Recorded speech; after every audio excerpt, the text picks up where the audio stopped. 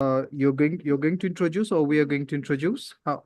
I think Bharti will introduce from this Okay. side. Professor Rama, Good. introduced from Yes. our end and want a confirmation. These two participants are physically present, but the other participants, are they online so that we follow the flow? Or if we get a question on the I, present? I don't see them yet online, but we have two participants present here. So we're going to go accordingly as per the plan. If they are not here, we skip, we proceed to the next. Right, understood. Okay, So thank let us start and with the introduction of the chairperson of today. And with the chairperson will be observing all the theme presentations for the day. Over to you, Bharti. Thank you, ma'am. As we commence with our paper presentations for today, I would like to take this opportunity to introduce Dr. Rosel Arhana. Dr. Rosel will chair the presentation for today's conference. Dr. Rosel has rich and diverse school education experiences, having taught at teacher colleges in India and in K-12 schools in India and Canada. Dr. Rosel is currently doing her second PhD in leadership and policy at Niagara University, USA, and has published research papers on student-centered instructions for quality education. We welcome you, Dr. Rahim. Thank you. Over to you, sir. Yes, Dr. Rosel, you may take. Thank you for that introduction and thank you for inviting me to this conference. I'm so excited to get directly into the paper presentation. So we begin with the first presenter. Is that person from MIE or MCT? I think someone from MIE is also helping you. Okay.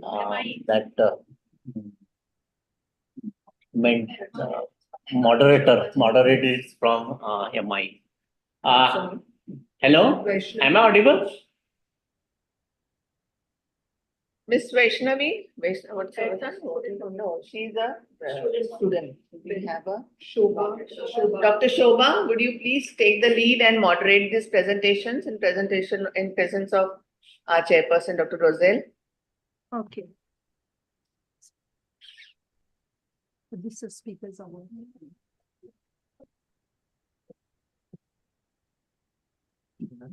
No.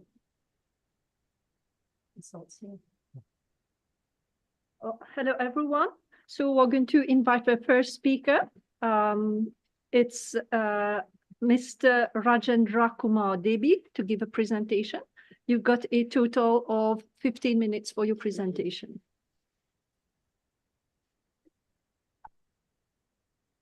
You can introduce yourself. Yes. Presentation MGI.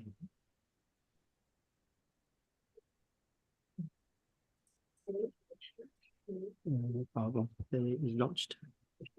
So.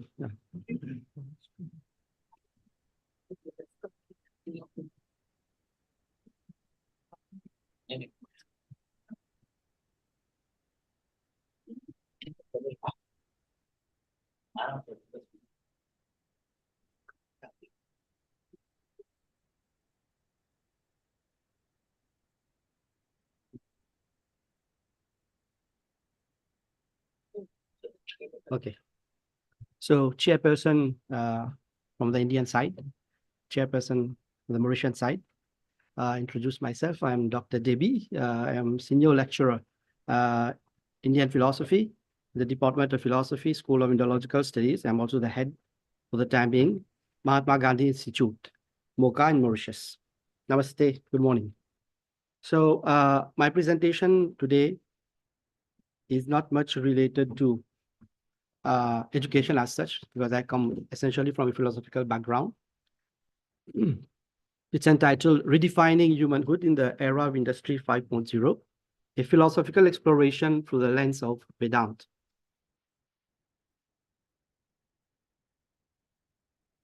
It's not moving. Slide is not moving.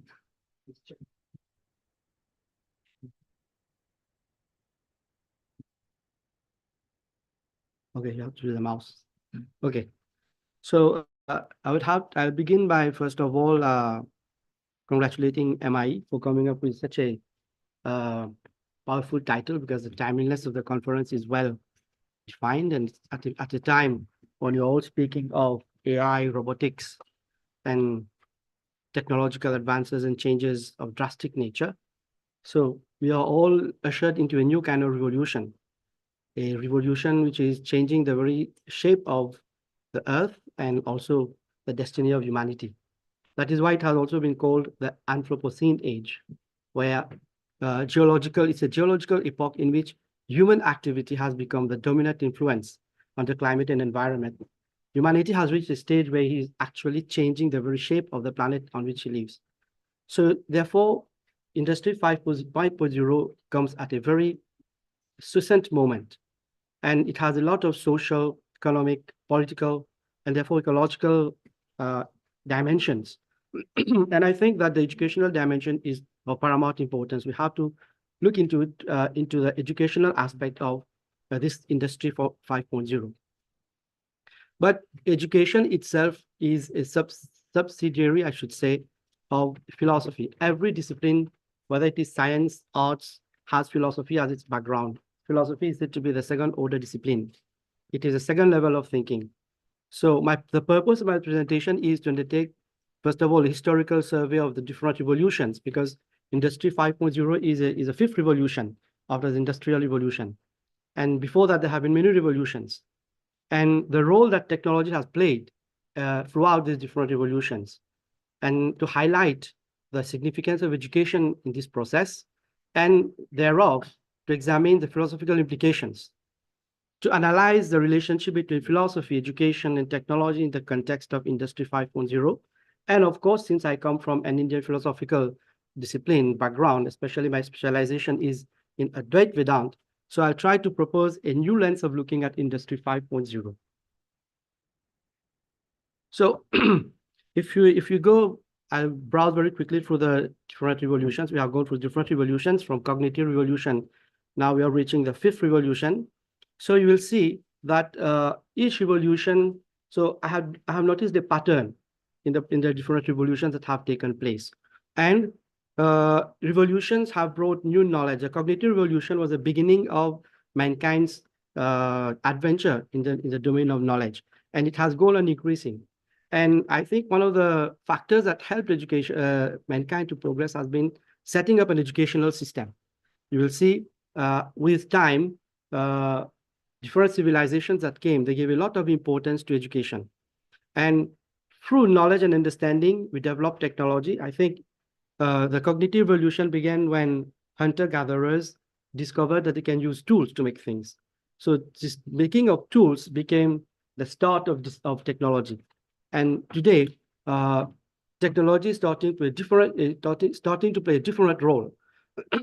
Now, technology has been used both as a weapon and as a tool. So it has brought peace, but also it has brought wars also. Then subsequently, with the development of civilization, we came to an age called the Actual Age.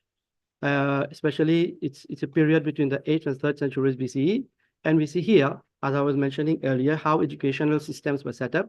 So we saw that in ancient Greece, for example, Plato, Aristotle, philosophers like them came and who set up. For example, Aristotle founded the Lyceum and Plato founded the academy. In ancient India, we had the Gurukul system, the Guru Shishya Parampara, the teacher-student relationship. And also, during that period, we had great philosophers like Gautam Buddha, who also founded a new system of tradition called the Sangha.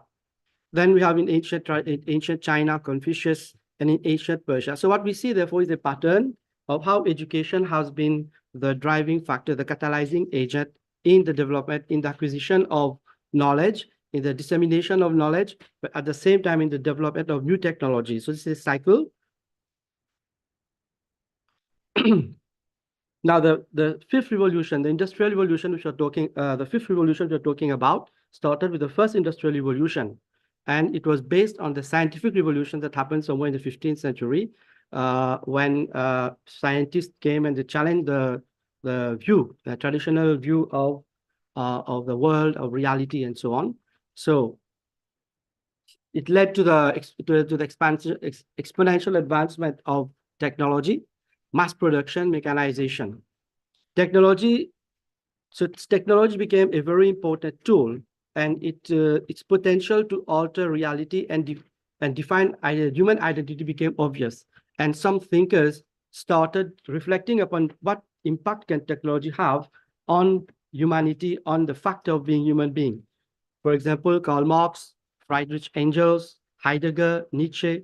These were some of the thinkers who started reflecting upon the impact that technology can have on mankind. And very recently, somewhere around the 17th century, 16th century, 19th century actually, two branches of humanism came up, that is transhumanism and posthumanism. So transhumanism states that, first of all, let me explain what is humanism. Humanism is a philosophical position which states that, human dignity, it believes in the potential of man, to his reason, that man is his own master of destiny. It gives importance to critical thinking and reform, education, and self-improvement. But later on, with the first revolution and the different other revolutions that happened, this thinking started changing. And somewhere in the 19th century, we see that the new approaches to humanism, like transhumanism, which emphasizes on ethical consideration. The term transhumanism was coined by Huxley. And so technology is seen as a means for mankind's evolution, and therefore to extend the lifespan and the fact of being a human being. Then we have posthumanism, which challenges to some extent the transhumanist position, and it critiques the relationship between technology and human beings. So, and in transhumanism, we see there is a blurring of boundaries between humans and machine, and the impact of technology is felt more and more on human beings, affecting their identity, their cognition, their experience, and so on. And then, of course, we have a new brand of humanism, which is called techno-humanism, essentially pioneered by authors like Yuval Harari, John Henry Ford. And these philosophers, they believe that technology has the power to improve human lives, and that technology should always be subservient to mankind. It should not become the master of mankind. For techno-humanists, ethics is important, and the fact that human beings should flourish is important, is given priority. Now, with the advent of Industry 5.0, there is a danger of the erosion of humanity. We know that since time immemorial, man has wished to become immortal. He wants to have supernatural powers. As we can see, I have put this image here because we see all these are superheroes. They are ordinary human beings, but having powers like gods. And therefore, we see that in this age, there is a paradigmatic change when it comes to the relation between humans and machines. Sometimes we see that machines are becoming more and more humane. If you are using artificial intelligence, you will see that they behave more like human beings. And on the other hand, we see that human beings are becoming more and more mechanical. So there is a blurring of boundaries between machine and man. And therefore, this raises, this merging, this fusion of technology with humanity is questioning the fundamental fact of what it is to be human. And some have called it techno-humanism, or that a new race that is coming up, they call it homo technologies. So is technology eroding what it means to be human? What is the essence of human existence? Are we simply a combination of body, mind, intellect, and ego? So these are the kind of questions which Industry 5.0 is raising when we see the impact technology is having on our being, our nature. And these are reflected, as you can see in the picture, with the different in movies that are coming out. Okay, here is a list of movies you will see which have been which indicate the influence of cinema on and influence of cinema also on human beings and influence of human beings on cinema. Okay, and you say a list of movies I have presented, which have the themes in them: transhumanism, posthumanism, and many of them you must have already watched. Okay, so in the Terminator, Jurassic Park, The Matrix, all these films, they have this transhumanist, posthumanist approach in their as a theme, and in turn they influence the way the masses think, the collective people think. So in turn, these people, they influence the directors make films like that. So you will see recently several movies have come out which have these kind of themes in them. They're exploring the ethical dimension, the spiritual dimension of technology and its fusion with mankind. So here's a few shots, from this is from The Matrix, which says that reality is actually a simulation. Yes. And the second picture is from Ex Machina, Terminator, all of us know, Planet of the Apes, okay, and this is RoboCop, and the Bicentennial Man. It narrates the story of a robot who desires to become a human being. Okay, so I've watched this movie, you understand. So that I was saying, there is a movement from the more machines are becoming intelligent, the more they want to become like human beings. And ironically, the more human beings are using machines, they are more becoming like machines themselves. So there is a gap here which we have to address, I think, when we are formulating our educational policies. Now, so I did all this historical analysis just to come to the point that here, Vedanta philosophy, okay, which is a school of philosophy in India, can propose an alternative way of looking at what we understand by mankind. Who is mankind? Okay, in Western tradition, there is a difference between Western and Indian philosophy. The main difference is that Indian philosophy introduces a spiritual, a transcendental layer. Western philosophy looks at man more as a mind, as body, mind, intellect, ego, but doesn't go beyond that. Whereas Indian philosophy has tried to go deeper into the nature of man. Who is man really?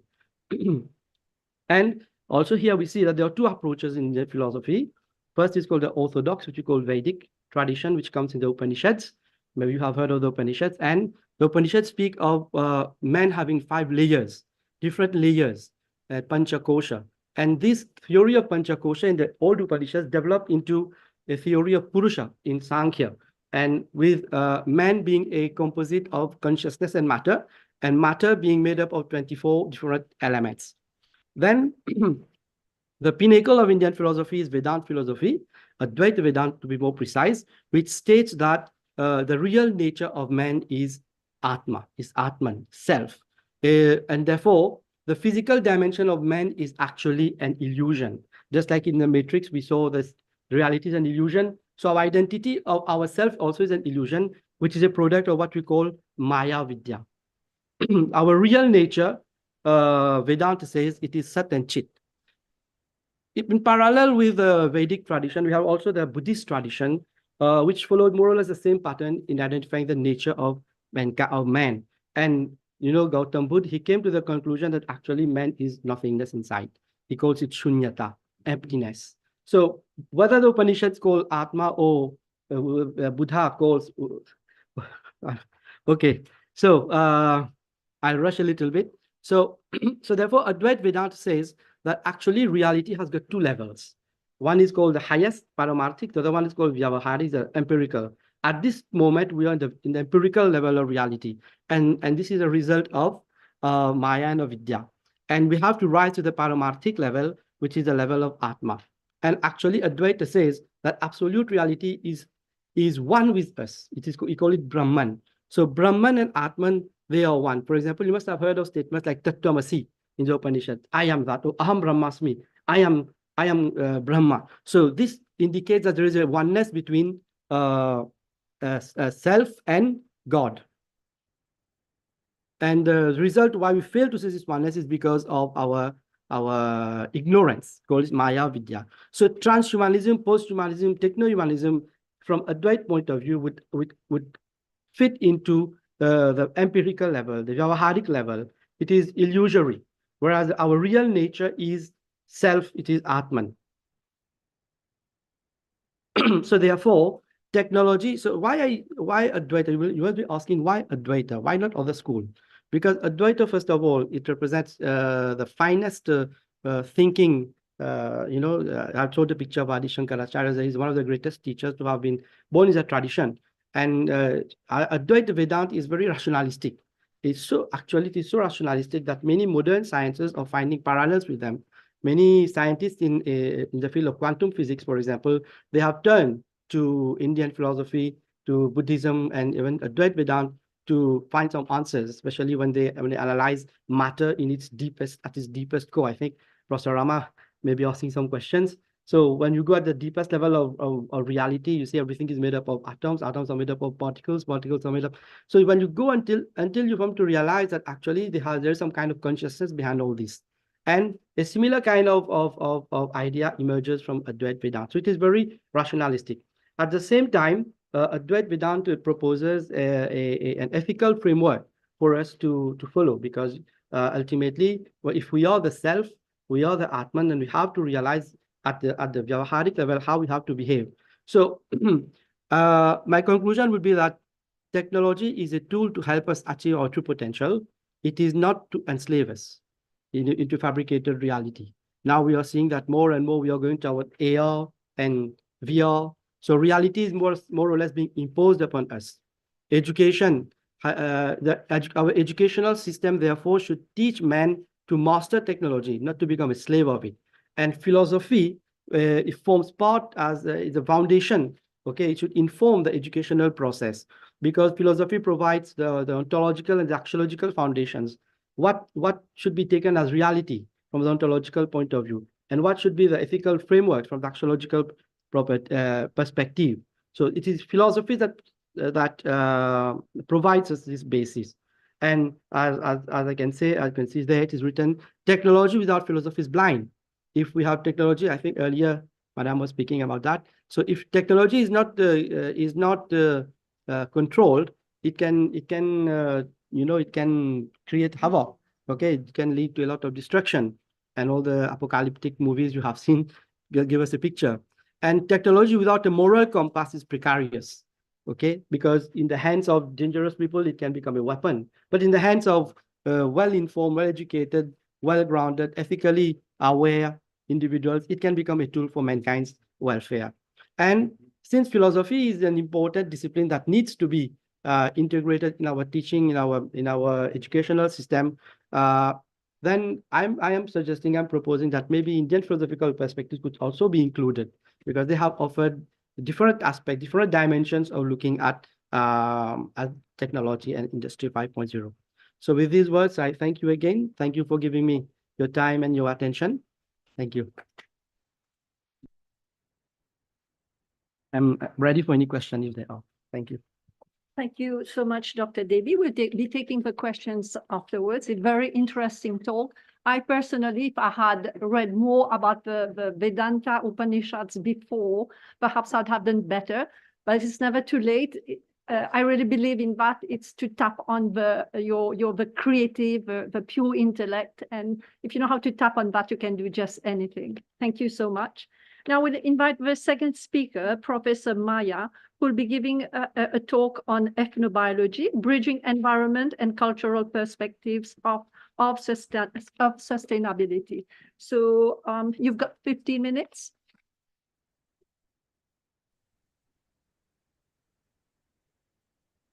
Good morning, one and all. Can you please tell me if my slide is visible, ma'am? Yeah. Yes. Is my slide visible, ma'am? Yeah. Yes, it's okay. Can you see it? It's all good?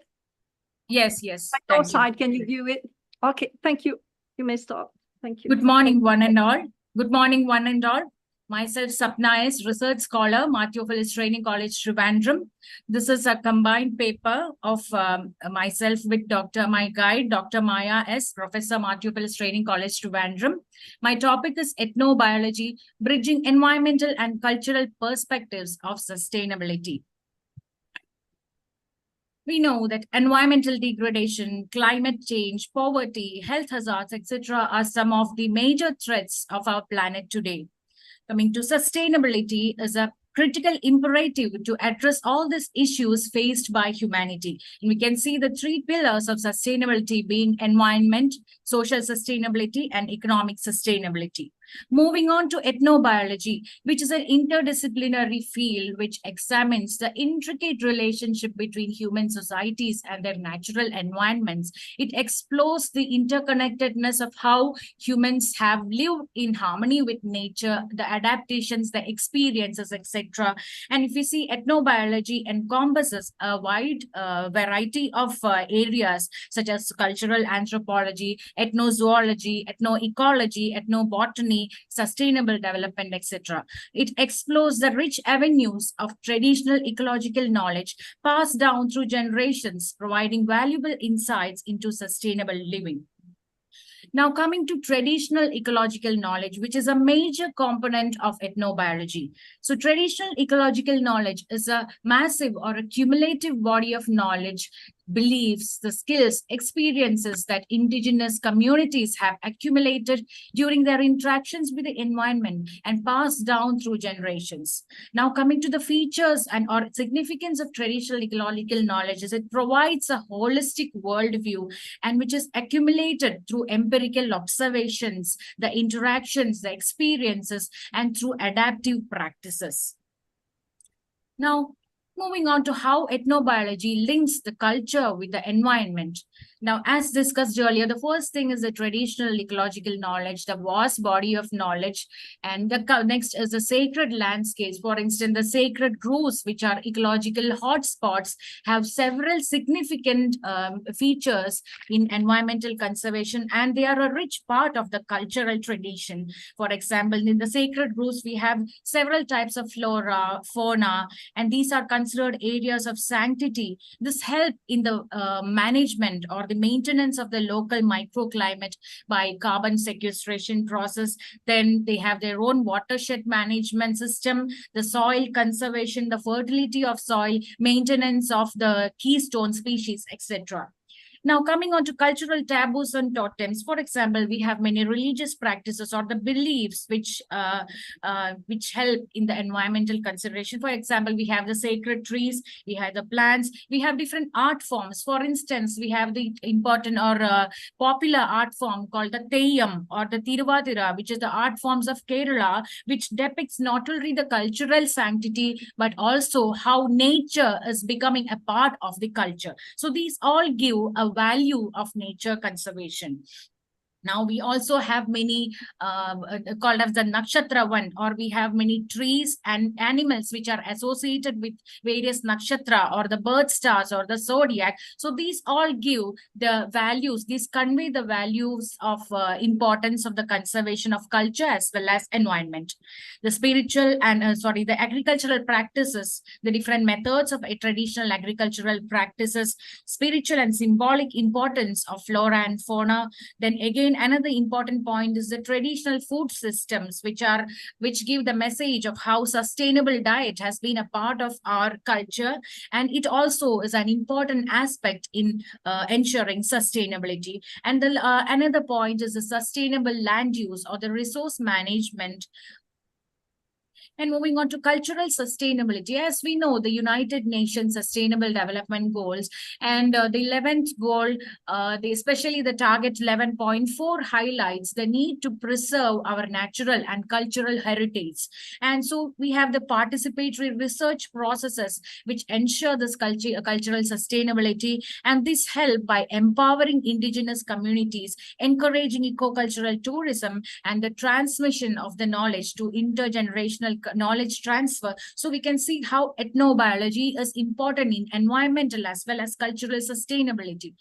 Now, these are some of the areas which are given in this pictogram, that is ethnobiology and sustainability. So, as I told, the different areas, the wildlife and pest management, promotion of craftsmanship, then community forest management, conservation of bioresources, improving the interaction or the relationship between humans and nature, providing guiding principles of conservation, maintaining the cultural diversity, the cultural identity. And yet another point is the conservation of languages. The folklore play an important role here.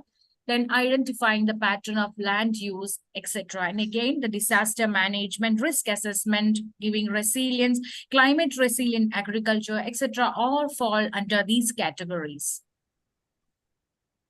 Now, to conclude, sustainability is a critical imperative in addressing complex issues faced by humanity. Ethnobiology, a multidimensional area, provides valuable insights and approaches to advance both sociocultural and environmental sustainability. By recognizing the interconnectedness of cultural and environmental systems, ethnobiologists promote holistic and inclusive approaches to sustainability that prioritize the well-being of both people and the planet. Now, a clear knowledge and understanding of ethnobiological practices is a need of the hour for laymen, researchers, as well as policymakers to devise better ways of achieving sustainable development goals. Inclusion of elements of traditional knowledge into mainstream curricula is needed as suggested by the National Education Policy NEP 2020, which can prepare individuals to address future challenges. Research and training in the field can be beneficial for sustainable and equitable resource management. A blend of the traditional and modern knowledge systems is to be considered during the global conservation initiatives. Lastly, moving forward, greater collaboration between ethnobiologists, policymakers, local communities is essential to harnessing the full potential of ethnobiological insights for creating a more sustainable and equitable world. Thank you.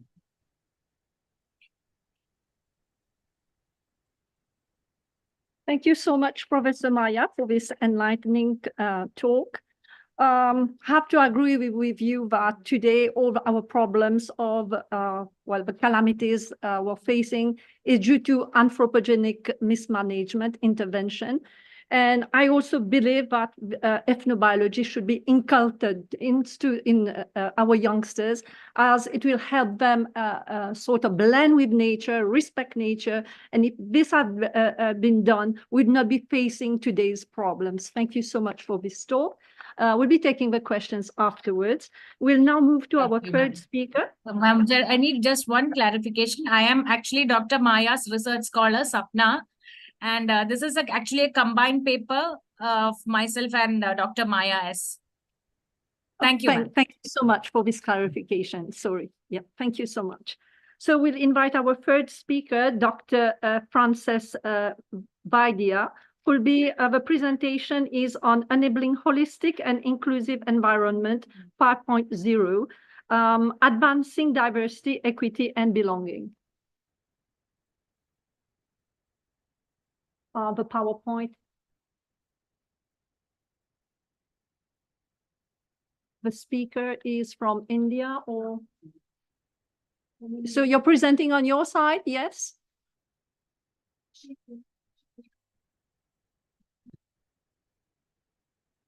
Dr. Frances? Are you there? Yes.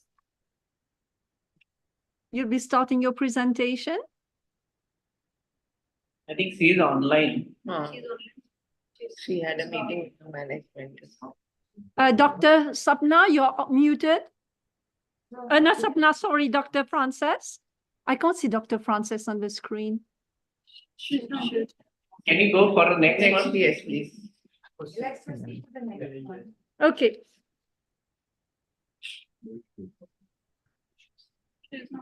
Yeah.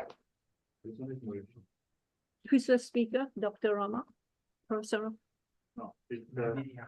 Nandini, okay, yeah. Nandini, your title. What's your title? Your title. Your Mrs. There in the morning, I saw. Sorry.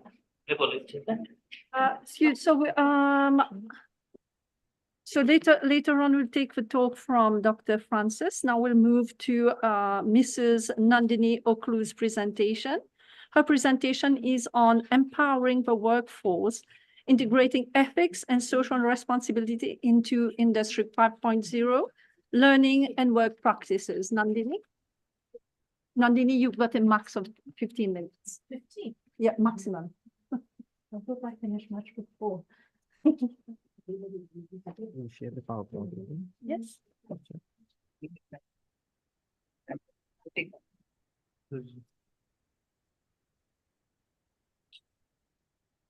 Sa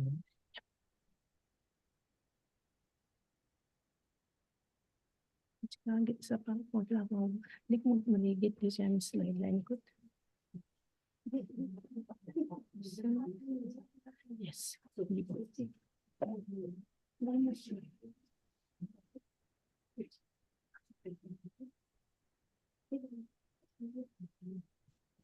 it on. Lala, you'll move it, I move it. I move here myself. Yes. So Just enter. Yeah. Okay.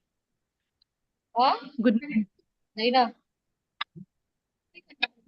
देखते हो अभी अगर जैसा भी slide का sharing का problem है good morning, all of you. Good morning, my colleagues from India. Good morning, all of you. And it's my pleasure today to come and present this desk study on empowering the workforce, integrating ethics and social responsibility into Industry 5.0 learning and work practices. So I'm a senior lecturer from the Université de Mascareignes in Beauplan. So this paper is with my two other colleagues. Enter, is it?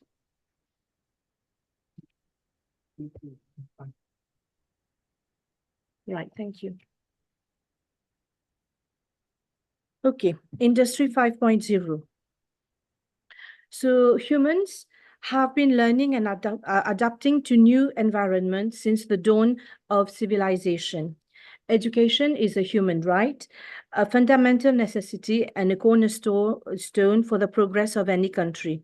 It not only prepares individuals with better values to live within society, but at the same time assists them to procure the learning abilities and skills required for the country's workforce.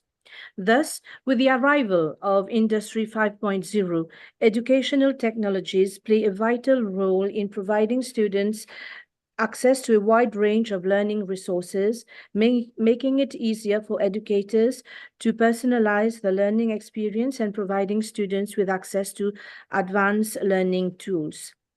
Industry 5.0, therefore, seeks to create a balance between human and machine involvement in order to maximize the benefits of their interactions.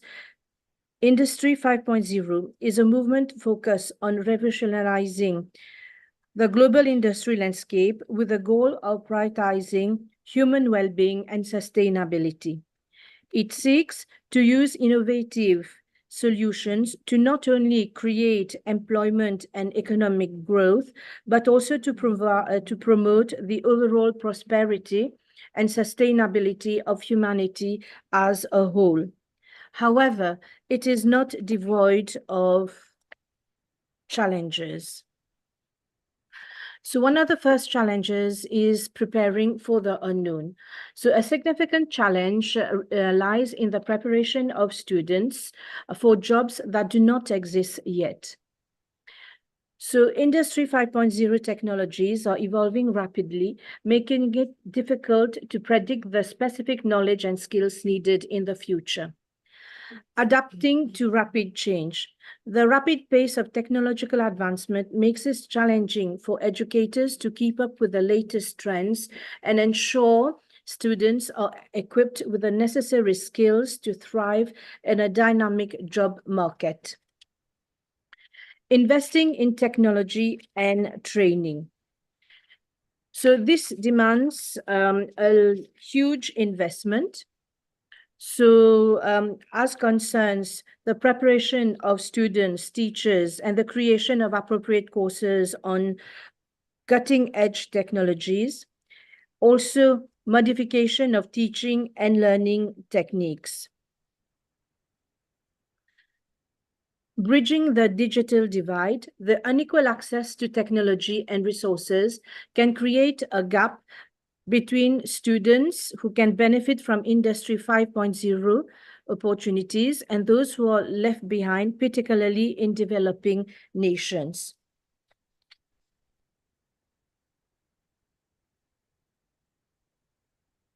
Also, the use of this technology could be employed for evil intentions like manipulation or monitoring within the personalization of Industry 5.0. Ethical dilemmas of Industry 5.0 technologies, discrimination and biases.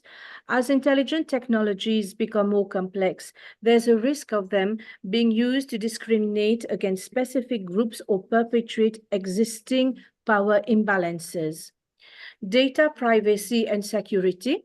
The use of personal data in Industry 5.0 raises concerns about privacy and security.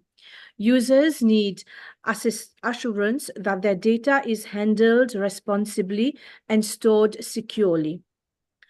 Manipulation and surveillance. There's a possibility that these technologies could be used for malicious purposes, such as manipulation or surveillance, raising ethical concerns about their potential misuse. So we now move on to how can ethical education program be designed for the Industry 5.0. First of all, when we're talking about ethics, the best thing would be to define ethics. So ethics is a thought process.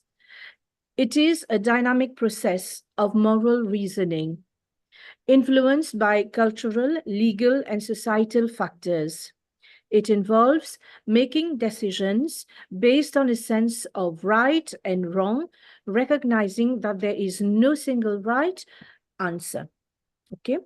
Then we have core ethical frameworks, introducing workers to key ethical frameworks such as utilitarianism, deontology, and virtue ethics that would provide a foundation for analyzing the ethical issues and making informed decisions. Third would be having applied ethics. Applied ethics focuses on real-life situations, providing a toolkit for analyzing ethical issues in specific contexts and fields of action.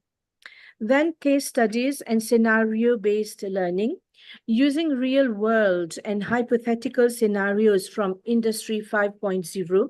It engages learners in applying ethical frameworks to practical situations, fostering critical thinking and ethical decision-making. So, developing practical skills for ethical decision-making. So we have first critical thinking and problem solving. Cultivating critical thinking skills enables workers to analyze complex ethical dilemmas, identify stakeholders, and consider potential consequences. Then another practical skill would be the development of moral courage and advocacy. Fostering moral courage empowers workers to speak up against unethical practices and advocate for responsible use of technology. Role-playing exercises can help in practicing these skills. Communication and negotiation skills. Developing strong communication and negotiation skills enables workers to effectively discuss and address ethical concerns with colleagues and superiors.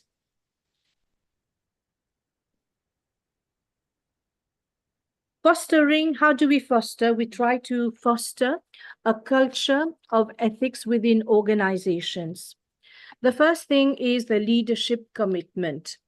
So leadership commitment to ethical conduct is crucial. Leaders should model ethical behavior and create a safe space for open dialogue about ethical issues. Then we have whistleblower protection, establishing clear and robust whistleblower protection mechanisms encourages workers to report unethical practices without fear of retribution.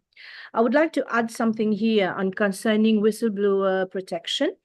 Under the FCC, formerly the ICAC, something very, they have spelled out properly the whistleblower protection to help those people who go and do the whistleblowing. So this is in the law right now. So then we have ethical impact assessments. Integrating ethical impact assessments into the development and implementation of new technologies ensures that ethical considerations are prioritized.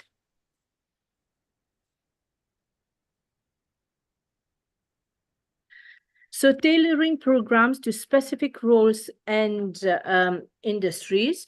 So we have industry-specific challenges. We recognize that ethical challenges may vary across different industries within Industry 5.0. Tailor educational programs to address the specific ethical considerations relevant to each workforce segment. Role-based learning, develop specialized modules for different roles within an organization, focusing on the ethical consideration specific on each position. So basically, ethical education programs, what can they do? They can empower workers to navigate the complex ethical terrain of Industry 5.0. Equipping workers with the knowledge, skills, and courage to act ethically will be crucial to ensuring that technological advancements serve the greater good and contribute to a more just and equitable future. Now, how do we integrate social responsibility? We say we integrate, the title says, integrate social responsibility into Industry 5.0 learning and work practices. So basically, the Industry 5.0 concept has its roots from the CSR or corporate social responsibility, and it helps organizations to define necessary moral norms, facilitates ethical decision-making. It also directs organizational activities towards ensuring responsible care for all company stakeholders, which means the integration of human, social, ethical, and environmental rights. And when we're talking about Industry 5.0, we move on to technology social responsibility, which forms part under the CSR. So the extant literature has demonstrated, yes, how many minutes? Thank you. So the extant literature has demonstrated the need to extend the classical CSR concept to include the technological dimension. Technical social responsibility has been defined as a socially thoughtful and innovation-led technology strategy, a conscious alignment between short and medium-term business goals and long-term societal ones, which focus on the responsible use of artificial intelligence. So there's also the notion of digital social responsibility, DSR, which relates to the use of digital tools in CSR due to the virtualization of social relationship.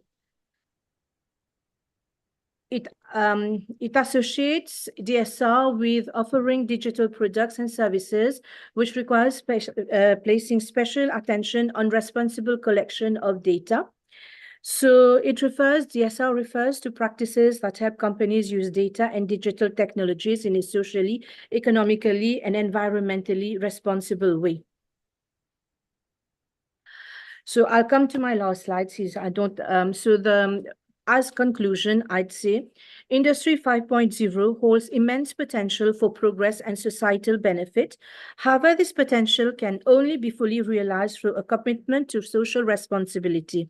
By prioritizing ethical considerations, promoting human well-being, and working collaboratively, we can ensure that Industry 5.0 fosters a more just, equitable, and sustainable future. Thank you very much.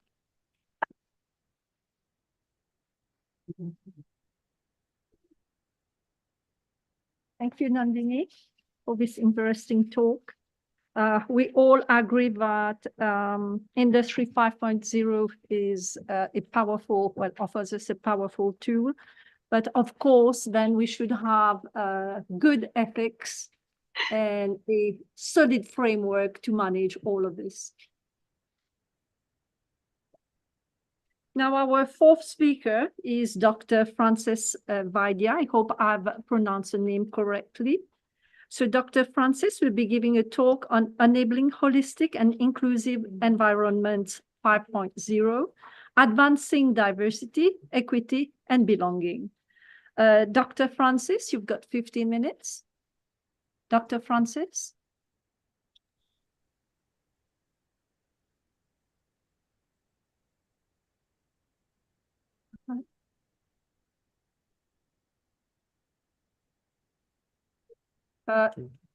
Yeah, Dr. Frances, you may start.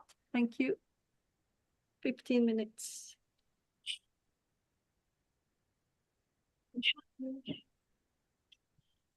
I think you're muted.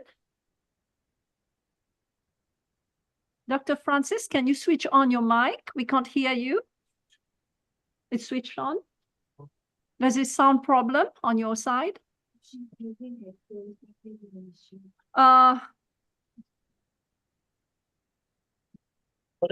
I think she's addressing to this. We'll give her a few seconds.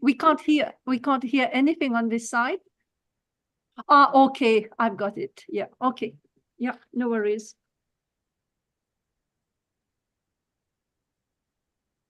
What's wrong with her? Connect to her. When you're ready, just let us know.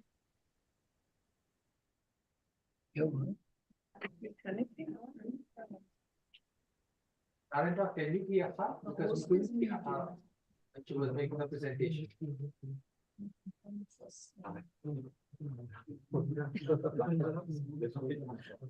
Dr. Sable, did you hear Yes, her?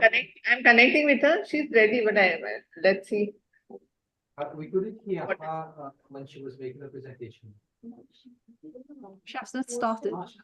I think they're connecting. Who has? Host has muted her. Just see.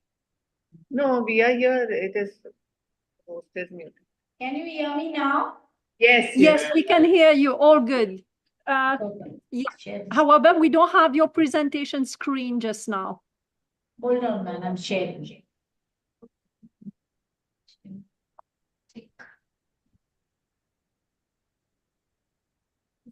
All good. Thank you.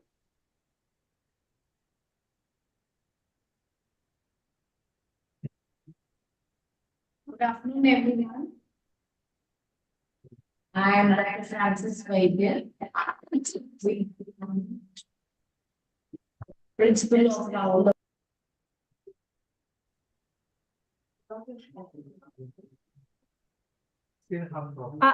I'm afraid we're still having problems. We can't hear you on this side.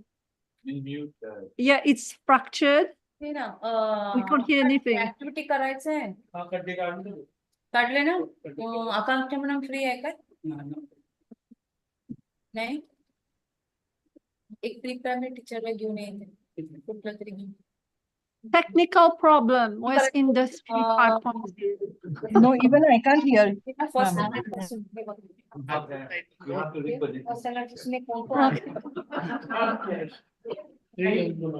हा ते plan घेऊनच बोलवायचे त्यांनी आणि एक टीचरला मला pre primary teacher कोण आहे खाली ते त्यांच्या तुझ्या सोबत मी हा सोबत पाठवून देते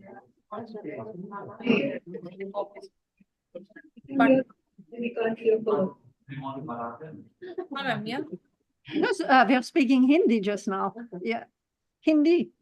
Yeah, I don't speak. No, That's not from your end, but you start. Okay. No, we cannot hear you.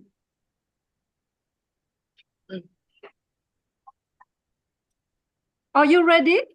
Are you ready or should we take it? I think we should take the next one. Yes. Do you want us to move to the next speaker? You'll have some time to sort out your technical problems. Dr. Shobha, you may please proceed with the next presenter. Okay, thank you so much. So the next talk is on awareness among B.Ed students regarding functions and of the United Nations of Organization to develop universal human values. So the authors of this paper are Dr. Noushin Ukwat and Ms. Mosina Shahin. I'm sorry for the pronunciation. And unless I'm wrong, the presenter is Dr. Noushin. Dr. Noushin, you've got 15 minutes. You may start. Thank you. Dr. Francis, Vaidya, please stop sharing. Yes, I told her.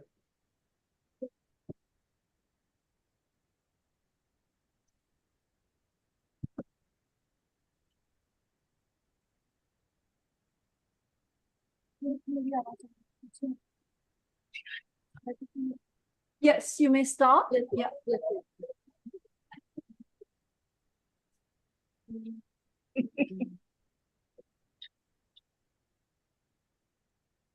We don't have anything on the screen just now.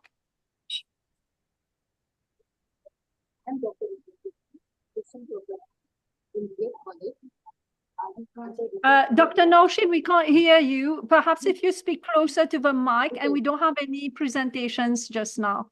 We can't see any presentations. Yeah, can you see my No. Perhaps you have to get the mic closer to, yeah. Okay. Hello?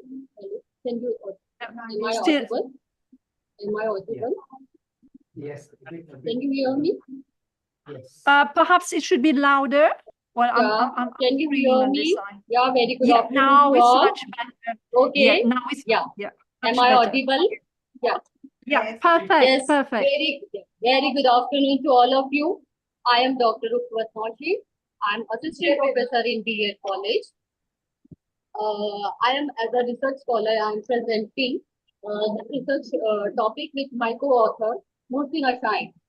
And I'm very thankful to MCP and MIT College for giving an opportunity to provide platform for this research paper.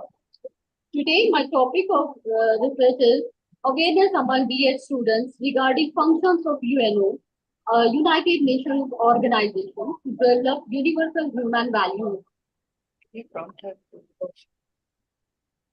Are you? My slides are visible?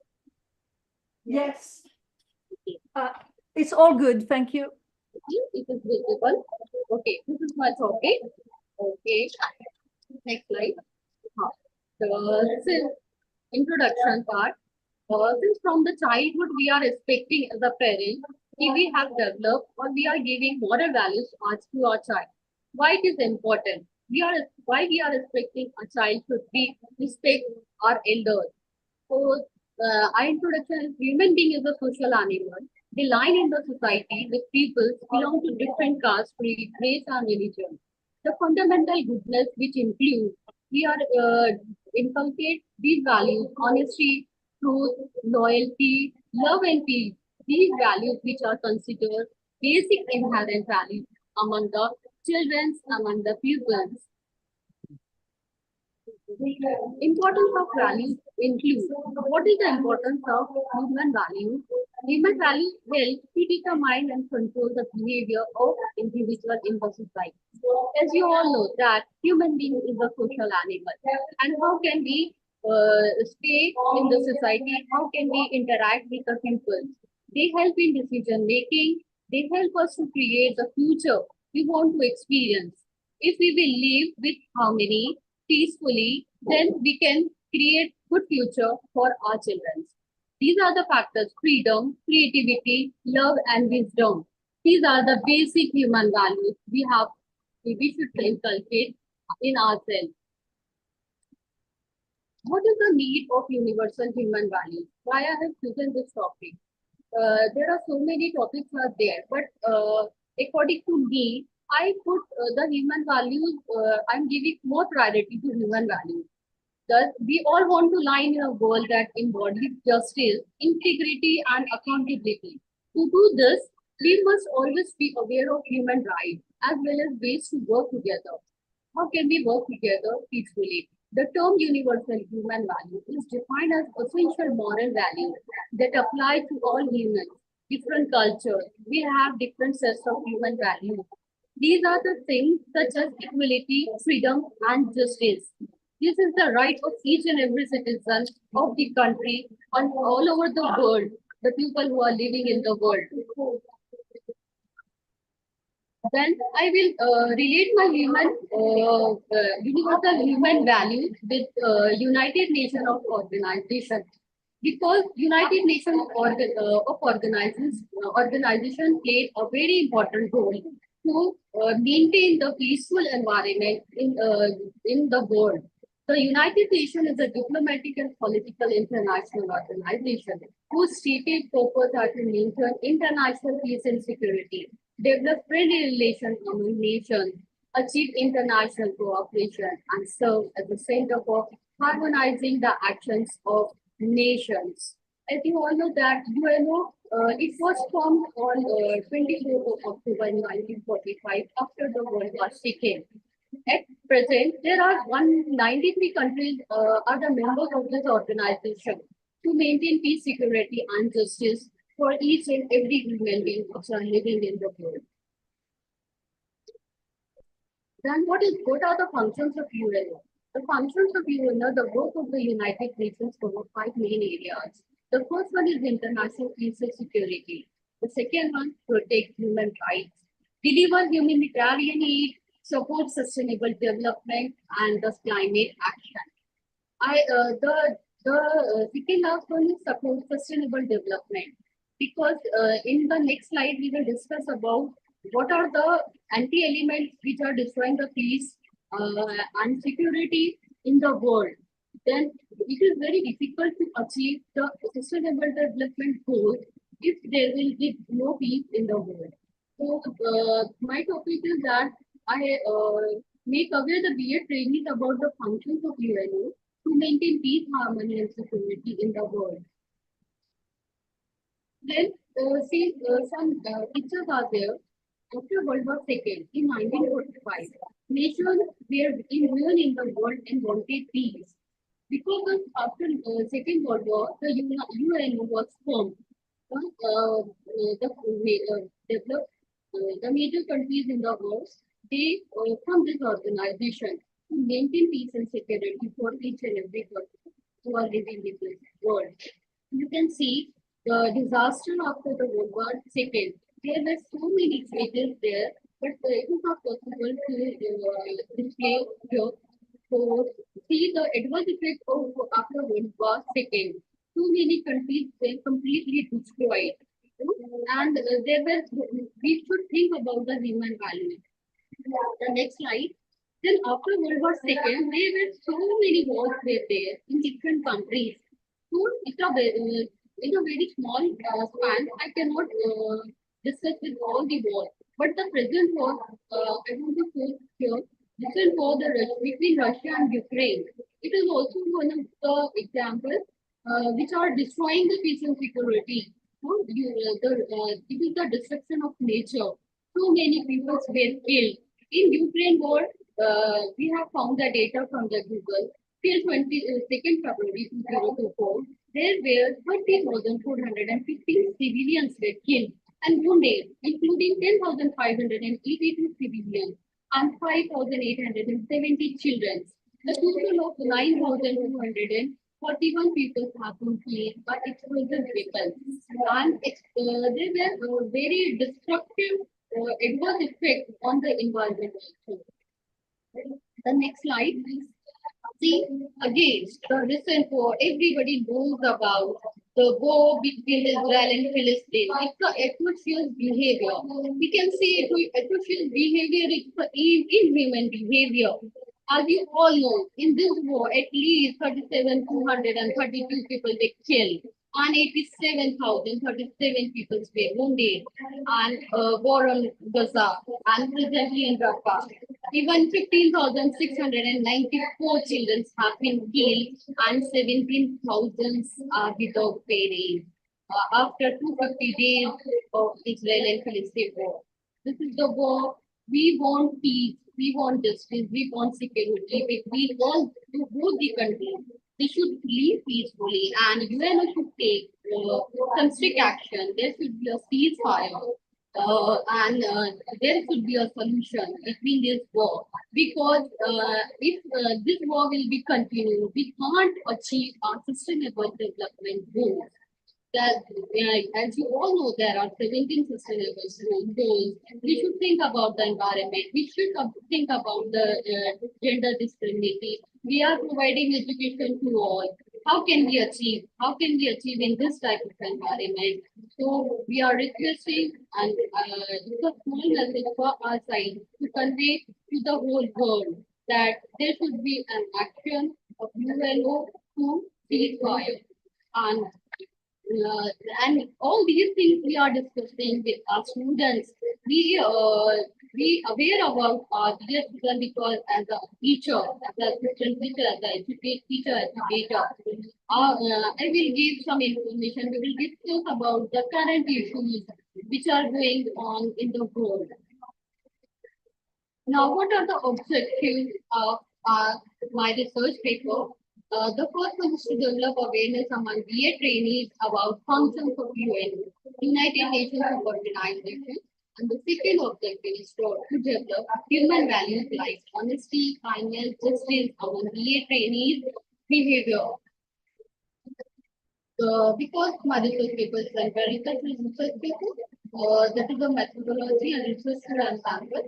The methodology is a survey approach was chosen as the method of providing. The research tool, the self-made questionnaire was created and used in the study. In which functions of UNO were asked develop objective type questions with 4 options with 1 correct answer. There are 20 questions each valid 2 marks. Sample. This research was carried out in a Kanti district because our college is there, Nagpur city, Maharashtra, and India. There is a statistical data is there. We have chosen 26 students from 2 different BA colleges, and the group 1 and group 2.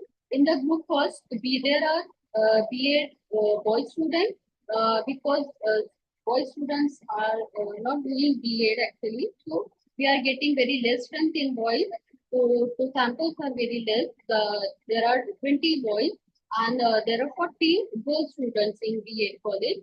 We have found the mean of BA boy student is 13.5 and the BA girl student 17.7, and standard deviation of BA boy students are 4.4 and the standard deviation of BA girl student is 3.88. The table value is 1.384 and the calculated value is 3.56, which is greater than the table value. The significance level we have to that the level of 0.05. This is the graph which mentions what is the progress of boys and girls and the mean and standard deviation. The conclusion, the estimate T value at 0.05 levels are higher than the capital value. The mean of this is different significantly from calculated. The variance in the mean could be the result of sampling error because the calculated value is much higher than the given value. I want to give suggestions for to integrate UNO related content into relevant subjects like social science and education. Organize workshops and seminars on the role of UNO in promoting peace, human rights, and sustainable development.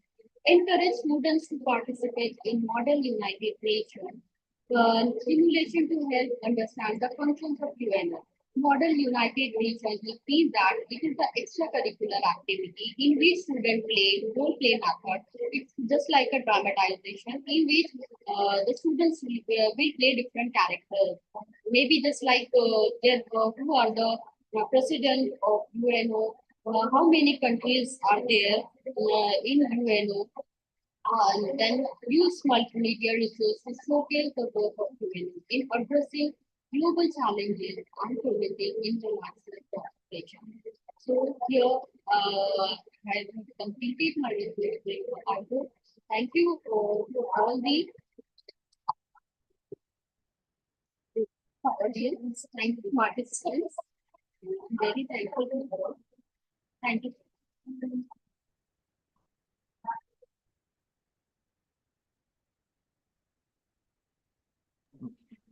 It's good. Thank you, Dr. Noshin, an interesting talk. We can't say that we are living in a time of peace. In fact, the war is escalating, and I think it's expected. I listen to a lot of astrologists, Indian, they expect it to escalate in the 2030s. And it's very important to develop the universal values, not only at university levels, but at all levels. Thank you so much for this talk. We'll be taking questions afterwards. Now, if possible, if we can get back to Dr. Francis, if she has sorted out her connection problems. Thank you so much. Dr. Francis? You're with us. Thank you so much. So your talk is on enabling holistic and inclusive environment 5.0. We focus on advancing diversity, equity, and belonging. You may start, Doctor. Thank you. Hello, can you hear me? Yes, we can hear you clearly. Thank you so much. So good afternoon. Hello to everybody from Mumbai.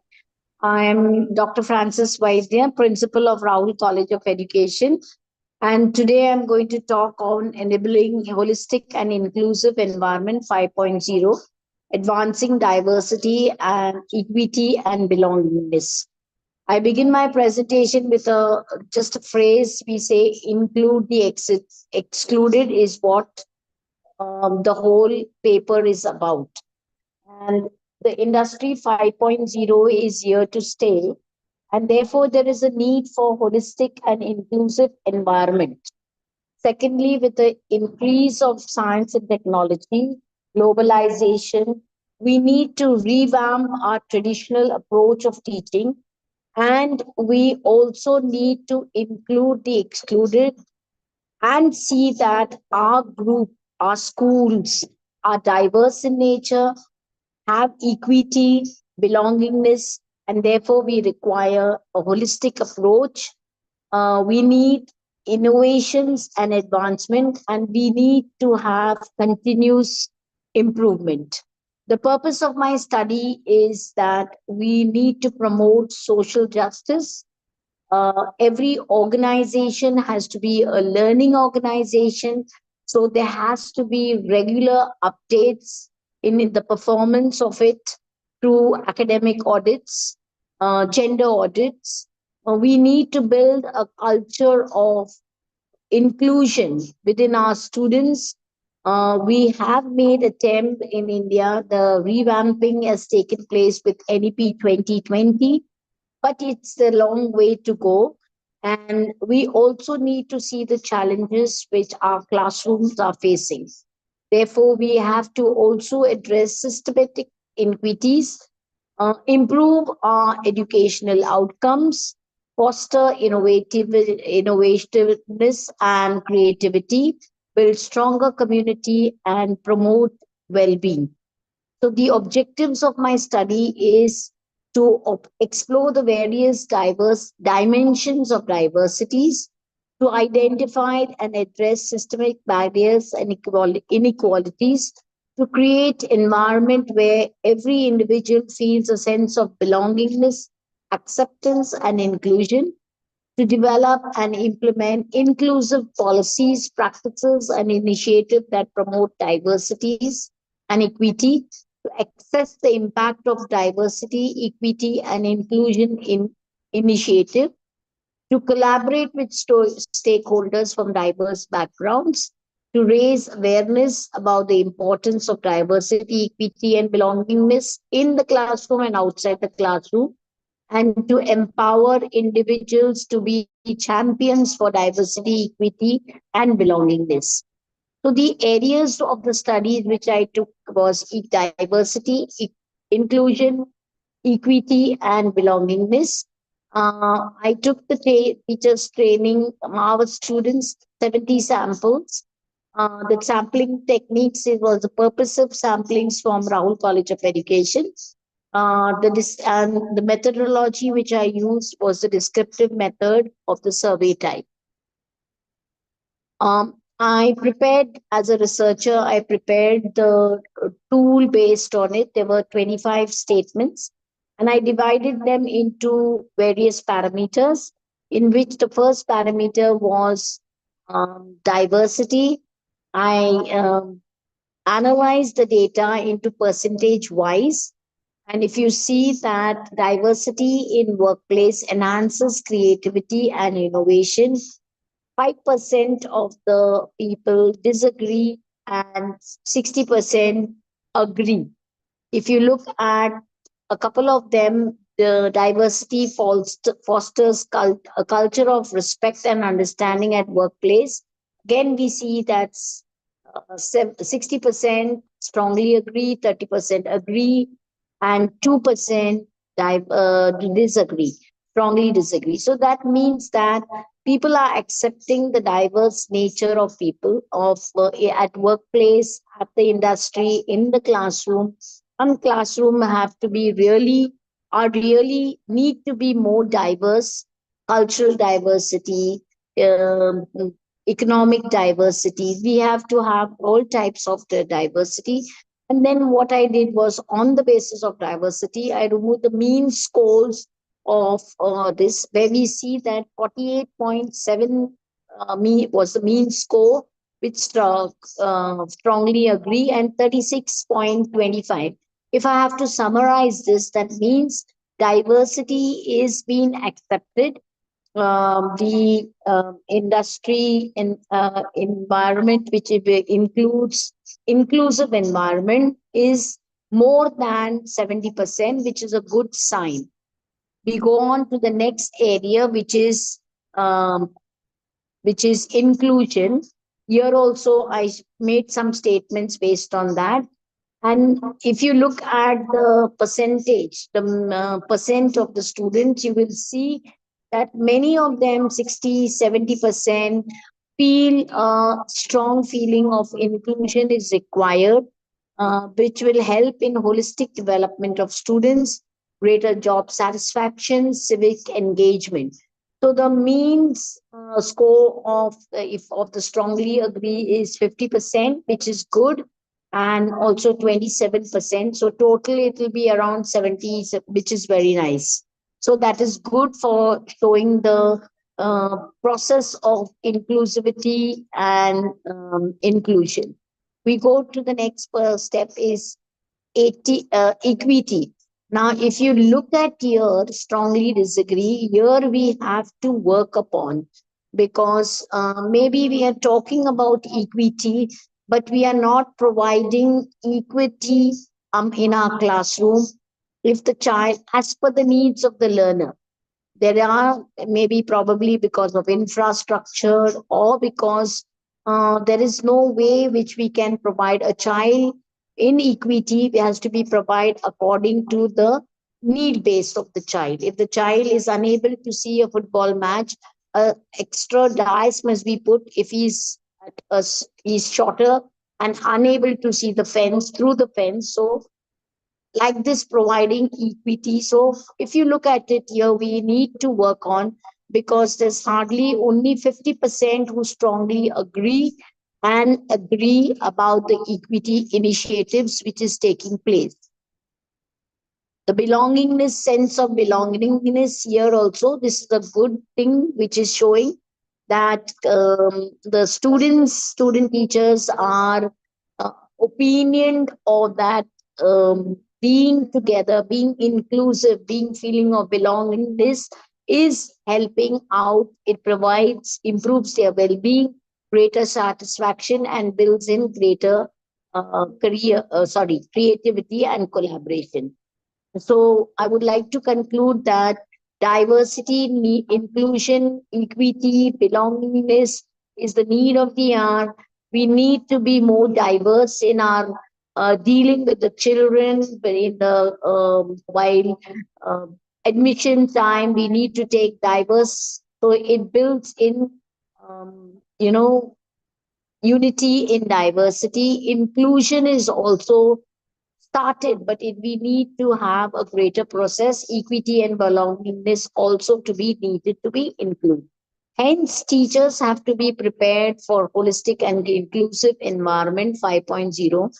we talk about inclusion. My one question in my mind is that if I have a completely blind child in my class, as a teacher educator, am I prepared to cater to the needs of that child? I myself is not trained for it. So therefore, we need to have policies where teachers to be the new teachers who are going to be a part of the inclusion should be at least aware and have basic training of for inclusion. And therefore, nowadays, because of the NEP 2020, the SDG goals, keeping all this in mind, we need to prepare our classroom into a vibrant, active, engaged classroom so we can include all the 4 parameters which I explained earlier. Thank you so much.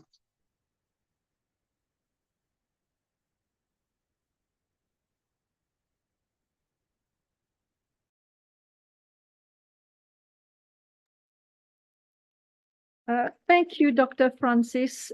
Totally agree with you that inclusion and sense of belonging, it brings us the best out of us.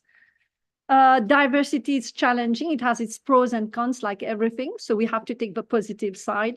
Regarding equity, fully agree, each one has their needs. And I think one of the role of Industry 5.0 is for each one to study at their own pace. Thank you so much for this talk. Now we'll move on to the next speaker. So the title of this paper is Post-COVID-19, Ergonomic Sustainability. We focus on risk factors amongst office workers during work from home.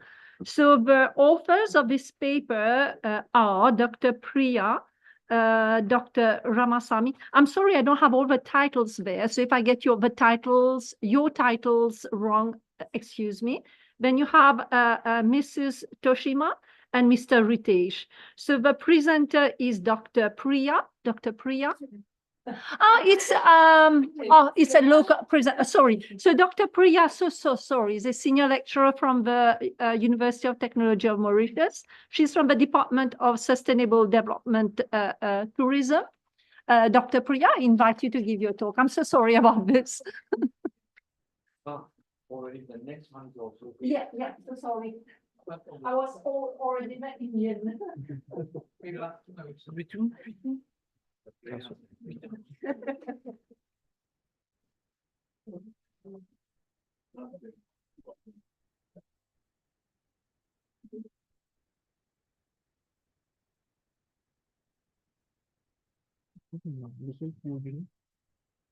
Substitute my presentation. No, the design. Yeah.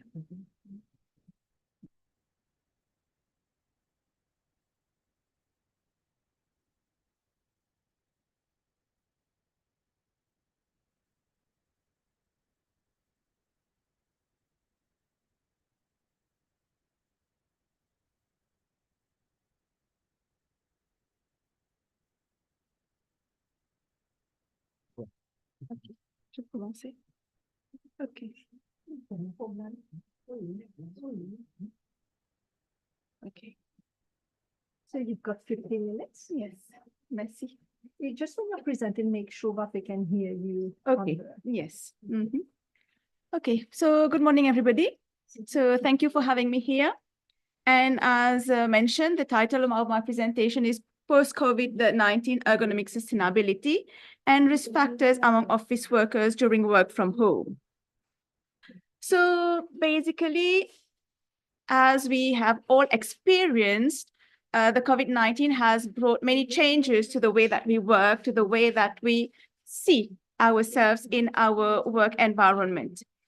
And with increased occurrence of extreme weather events, especially, for example, in Mauritius, whereby during those extreme weather conditions, even office workers, even teachers are required to carry on their work at home.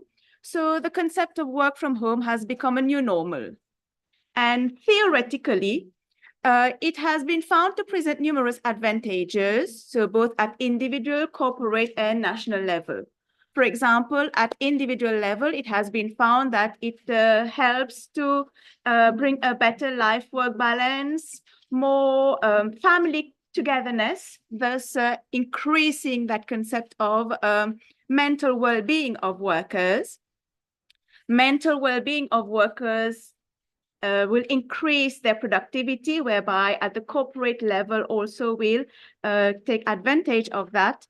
And at national level, in terms of reduction in travel cost, in terms of carbon emissions, for example, and overall increase in productivity that can impact on the GDP. However, if that work from home concept is not properly planned, is not properly implemented, it may be hazardous to the workers because it can present many risks. And therefore, eventually, all those theoretical advantages may not really be felt. And therefore, it is important to establish the proper measures, the proper frameworks to be able to implement that work from home so that the health and safety of workers is maintained. So the whole aim of this research work to really take a stock situational analysis of currently the state of work from home of the Mauritian workers. So what are the risk factors, the conditions in which they are working from home, to identify possible risk factors, and from then on to be able to set up appropriate planning, training requirements to ensure that it really can be implemented successfully and bring about all those advantages that theoretically have been said to be accompanying it. So in terms of how the research work was carried out, basically a cross-sectional study was carried out among teleworkers in Mauritius using a quantitative method of an online instrument questionnaire that was administered through the Google platform. And so a simple random sampling strategy was used and 220 teleworkers were surveyed. The instrument, as mentioned, was an online questionnaire that consists of 9 sections. Basically, in terms of their socio-demographic characteristics, their awareness of the work from home setup, of ergonomics, of their work environment. And basically, the questions were close-ended questions, either dichotomous questions or Likert scale questions. And it was basically a quantitative statistical analysis to really take stock of the situation, as was mentioned. So in terms of the results, so it can be found that majority of teleworkers were relatively young, right?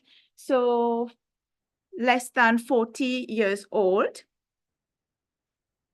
And quite surprisingly, it was found that majority were female workers who were engaging in telework.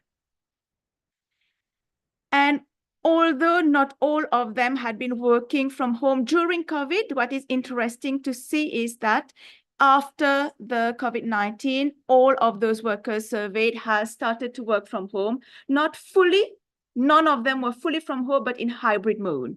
So sometimes in office and sometimes from home. And as you can see here, one surprising result was that only 20% of them were aware of any risk associated with the concept of work from home.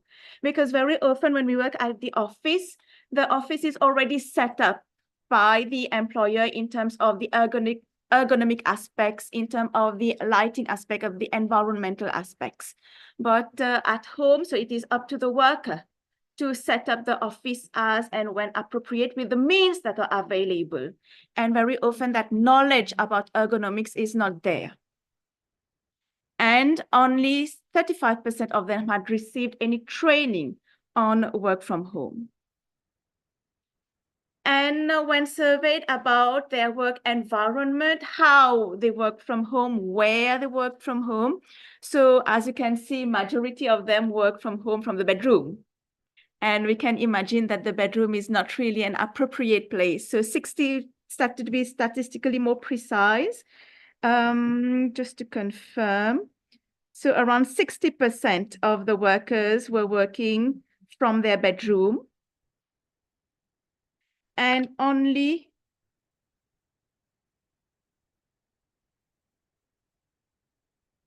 sorry about that.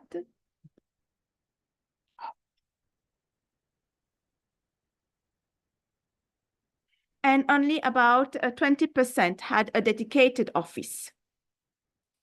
In terms of their seating arrangement, in terms of their comfort, so actually most of them had an office chair, although as you can see from the bar graph in the middle, not all of these chairs had all the required characteristics to be really ergonomic in terms of whether they had a backrest, whether they had a headrest and armrest and had adjustable height that contributes to having a proper posture to eventually prevent musculoskeletal disorders in the long term. And therefore, based on that setup, it can be found that many of those workers presented risk factors that could eventually lead to MSDs. So, for example, although most of them had adequate space for arms and feet, yet 30% of those workers were working in rather cramped or not appropriate conditions. So in terms of distance between the screen and the eyes, so again, that was found that majority of them did not have the proper posture. And most of the people were working with the neck in the forward bent, a position that presents a high risk factor for neck pain, for shoulder pains that is very often present among workers. Yes. Now, in terms of the work environment, the condition of the place where they are working. So again, it can be found that many of them did not have the appropriate conditions. Excuse me, can you, excuse me, can all mics be muted at your end? Mr. Hema, can you mute your mic, please? Thank you. Sorry. Yes. So 65% of the workers were working in conditions where they were thermally not comfortable. 48.2% experienced poor lighting in their work from home conditions. 60.5% faced problems of noise, and 78.2% faced glare. So we can see that majority of those workers were not working in good environment that would be conducive and productive to work. So that was in terms of the physical risk factors. Now in the work from home condition, very often there are other family factors that can affect that productivity. And in terms of the psychological risk factors that were identified and surveyed was in terms of the concept, the feeling of social isolation, in terms of whether, as was mentioned in theory, it helped really to improve the work-life balance, in terms of the availability of regular breaks, because as per our local regulations, employers are required to provide regular breaks to their employees. But is that replicated in the work from home context? So that was also surveyed. And in terms of carrying out household tasks during work hours. So here I think, and one of the outcomes of that research were that it was mostly the female that were engaging in household tasks during work hours. And you can here see the results. So most of them eventually were in contact with those risk factors, were experiencing those risk factors. So based on those results and the analysis of those results, it had been found that the main physical risk factors that were identified in the work from home scenario was the fact that there was inadequate distance between the screen and the eyes. And just to highlight here that it was also because of the fact that most of those workers were using laptops, and laptops are not really ergonomic instruments with regards to the eye level, with regards to the arm level. And the second risk factor was holding the neck in the forward bent position, most probably due to improper lighting, due to the presence of glare, which can eventually lead to the development of musculoskeletal diseases amongst those workers. In terms of the main psychological risk factor, it was found that majority of those workers were involved in household tasks during working hours, right? That could affect their level of concentration, that could affect their productivity. And the home workstation was found to be of suboptimal level, and which can eventually contribute to the level of discomfort and pain experienced by those home workers. Based on those findings, so as a recommendation, it is important for employers to establish a work from home policy to provide clear guidelines to those working remotely. And also, most probably, as a new training requirement would be training and awareness education on ergonomic aspects, on occupational safety and health aspects of the work from home concept. So with this, I'll end my presentation. Thank you. And any questions, I guess, would be afterwards. Thank you. Thank you, Dr. Vijaya Lakshmi. Interesting talk. Since we've all, well, many of us post-COVID, the new trend of work is blended hybrid mode. Well, your work is very interesting, and I hope it will help employers improve the comfort of their workers. So Dr. Roselle Arhana will now take over. Yeah, Dr. Roselle, you take over. I understand you'll be taking over with the presentation for the last presenter. And I understand you'll also be moderating all questions that are to follow. I leave the floor to you. Thank you. Thank you, Dr. Shobha. And thank you to all the presenters. It was a very interesting morning where we learned so much about how ethics can guide, ethical philosophy can scaffold the rise of technology. That was Professor Davi's presentation. And then there was also a similar thought process in Nandini Akulu's presentation on empowering the workforce ethically, integrating ethics and social responsibility, which we understand is so important because technological rise by itself without the scaffolding of ethics can be very detrimental to humanity. Also because of in some sectors, while we are still grappling how to deal with AI, we have to put in place systems that will not allow AI to become almost detrimental like the nuclear technology. So we have to be very careful about that. And perhaps that onus lies on us on setting these systems and these scaffolds in place, and also looking back into our culture and into our, what shall I say, into our past to take care of our society so that we don't come to a point where we realize that the interventions that we are proposing are too late and too little. I also, Dr. Sapna and Dr. Maya S.'s presentation on bridging environmental and cultural perspectives of sustainability was wonderful because there's so much of ethnobiology that is rooted in our culture. Our culture is woven around that. And this is unique in every sphere, in every country. And if we could only appreciate that, I feel sad that when I see children of today are so much involved in technology and artificial reality. Dr. Archana, I'm sorry to interrupt you. We have a last presenter before you summarize. We got the last presenter. You are supposed to take over from there. So the last presenter is from the UTM University of Technology.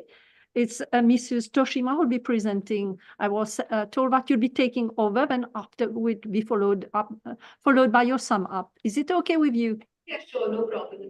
Yep. So you take over for the presentation, or do I present the last speaker?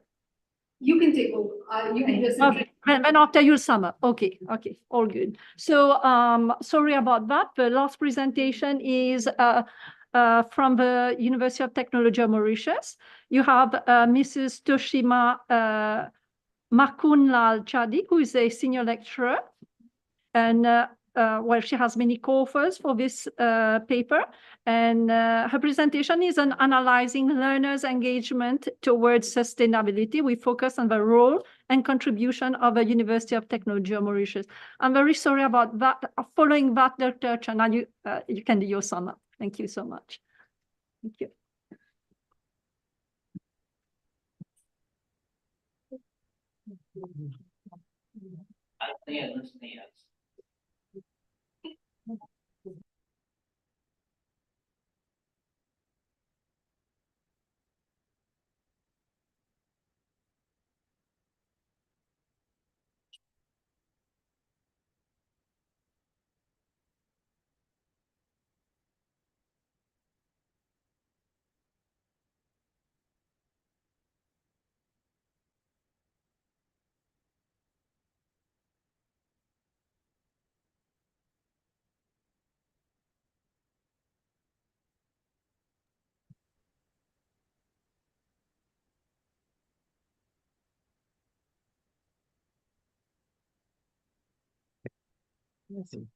So good morning to my colleagues who are here in Mauritius, and good afternoon to our colleagues from Mumbai. As presented, I'm Toshima from the University of Technology Mauritius, and I'm from the Department of Environment Science and Social Sustainability. And our work today, myself and my colleagues who are listed down here, was on analyzing learners' engagement towards sustainability, the role and contributions of our university, which is the University of Technology Mauritius. So the overview really of this research, the reason why we engaged in this research is the fact that, as we all aware, we are from a small island developing state, and we are challenged, of course, by different effects of climate change and its related impacts. So we wanted to really address the fact that what's the role of sustainable development in general? And for small island developing states, to what extent can education be a driving factor into bringing the change towards sustainable development? And the reason really we went into this research was to assess how our learners at the University of Technology Mauritius are engaging towards adapting sustainability roles and practices generally. And it was done by assessing our courses and programs that were on offer at the university. At the same time, we tried to address the current barriers that are impeding on the proper implementation of these practices. Two main research questions were set for this study. And the first one was really, are the UTM students being taught about the concept of education for sustainable development? And at the same time, what are the current challenges that the university is facing while dispensing education for sustainable development, and what research actions could be taken thereafter? Just a quick overview of education for sustainable development was done in the literature review. Of course, if we recall back, it's as old as the concept of sustainable development, that is from the 1992 Rio conference. And the evolution has been exposed in this work by really understanding what are the challenges post the era, the UN Decade of Education from 2005 to 2014. And also post Agenda 21 in 2015 with the Sustainable Development Goals, with precisely SDG 4 being addressing quality education.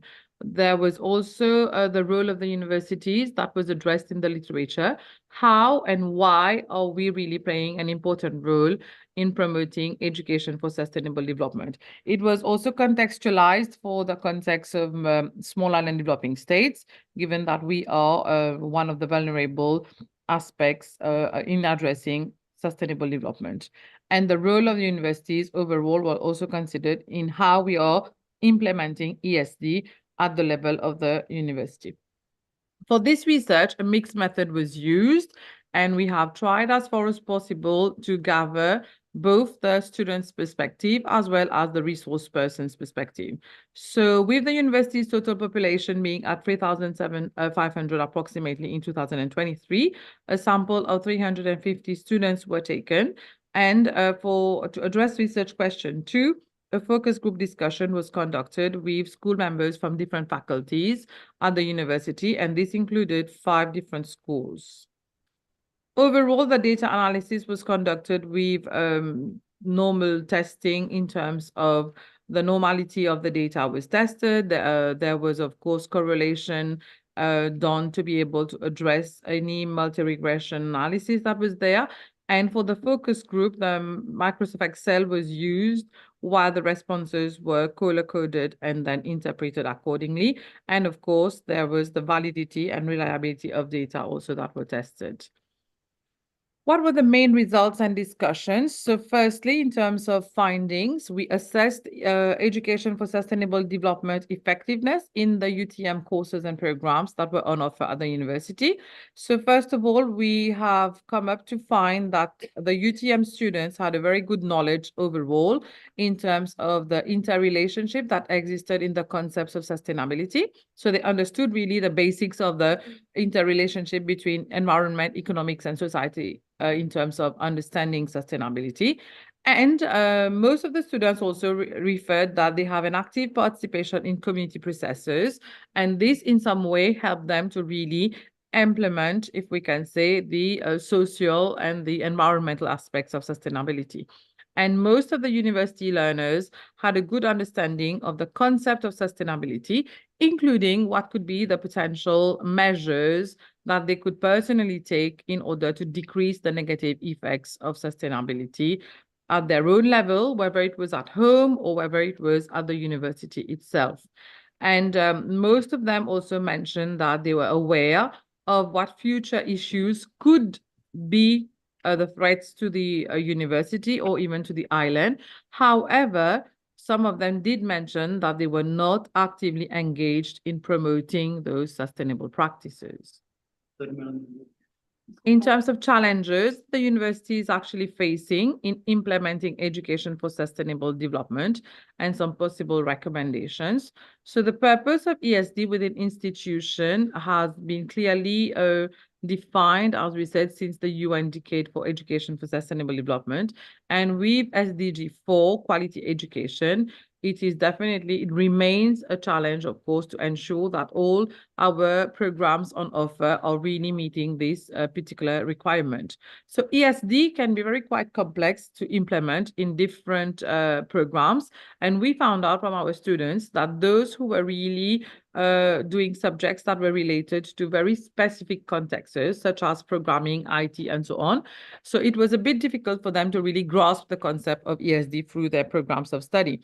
That is why an introduction of a module or a content on education for sustainable development or sustainable development in general could be considered as an elective to be able to remove this particular barrier.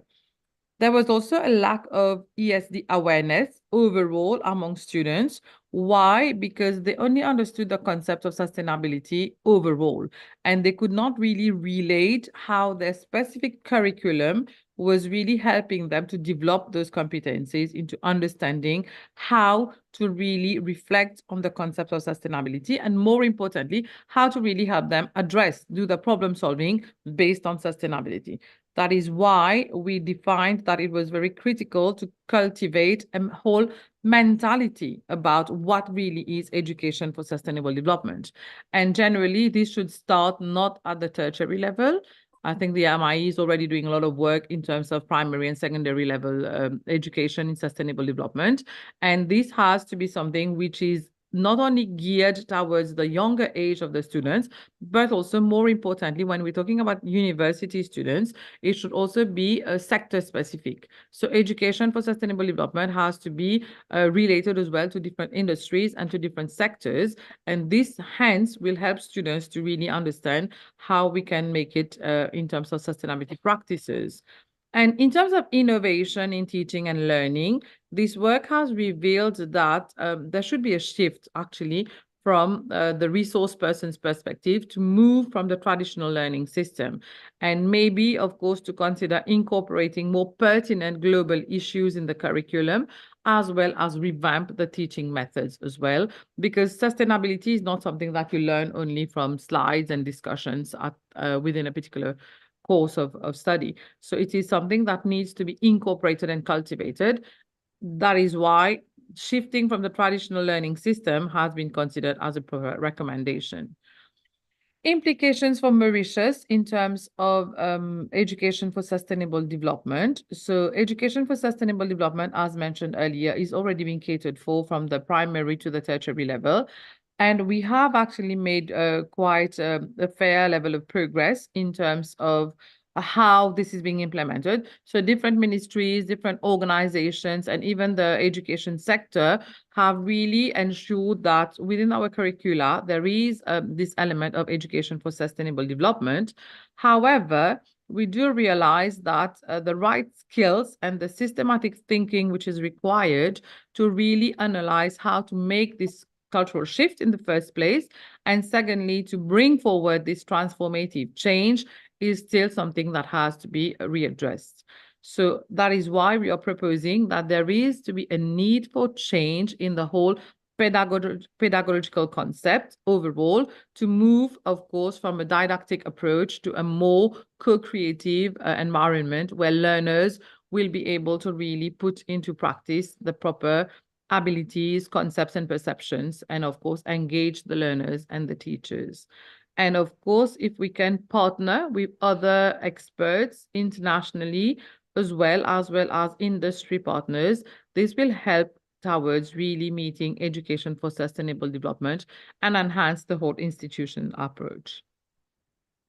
In conclusion, if we can say, this study revealed that overall the willingness to integrate education for sustainable development in curricula has been present in Mauritius and in most of the tertiary, primary, and secondary education.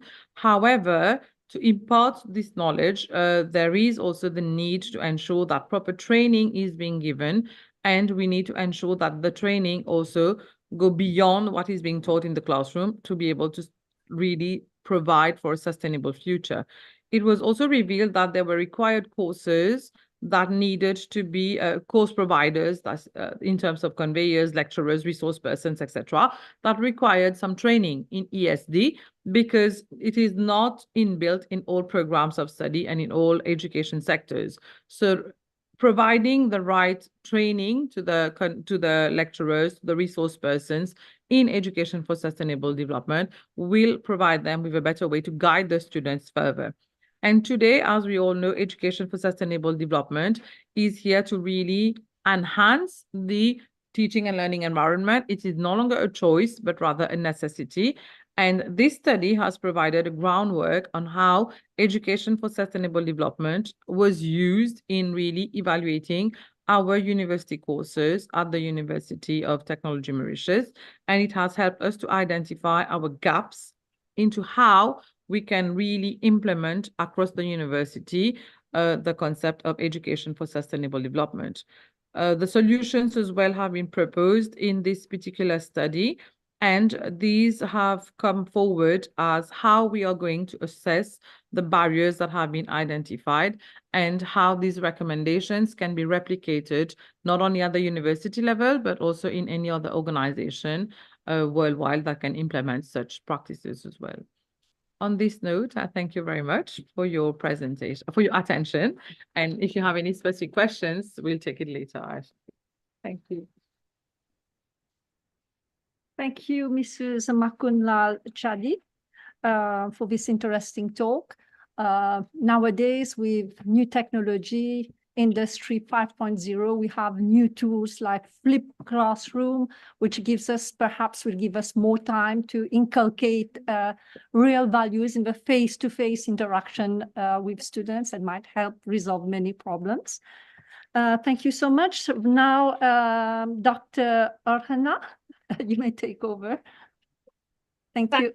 Thank you, Dr. Shobha. I'll just continue in the interest of time. I'll just pick up from where I left off. So thank you. We had kind of summarized the earlier presentations of Professor Dabi, Professor Sapna, and Dr. Maya, and also Professor Nandini. But now we move into Dr. Francis Vaidya's presentation on creating holistic learning environments. I completely agree that diversity, equity, and inclusion leads to belonging, and we need to focus more on all these things in our B.Ed colleges, because that's where the gap is. And having the ideas is one thing, but also upskilling in order, the audits by itself won't make the change, but we also have to create a culture where people are ready to upskill. I went to a few schools recently and I realized that teachers found it hard to understand the concept of equity because they're always been schooled in equality, and they think equality is the actual thing that is needed. But really, we have to have that compassionate eye to understand the needs of the students at their point of their point of need, and build in systems of equity. So very pertinent. And then there was the two presentations on the role of the UN by Dr. Nausheen, and then again by Ms. Toshima just now, Professor Toshima, on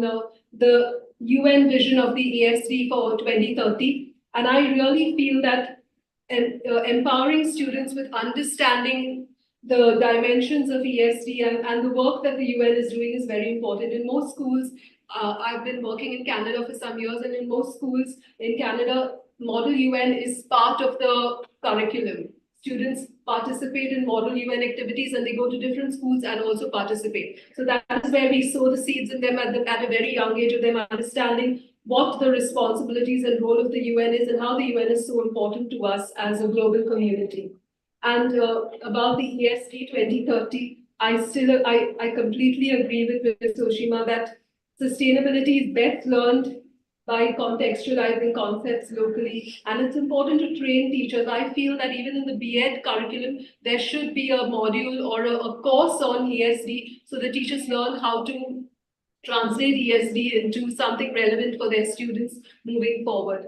Dr. Priya Vijayalakshmi's presentation on post-COVID ergonomic sustainability, the risk factors. Everyone likes to work from home, but we hardly think about what are the risk factors, the physical and the psychological. And as you were presenting, I was just thinking about myself with my laptop sitting wherever I want to doing my work, and I was thinking, I never thought of all the other risk factors. So that was very enlightening. So thank you everyone for your presentations. Are there any questions?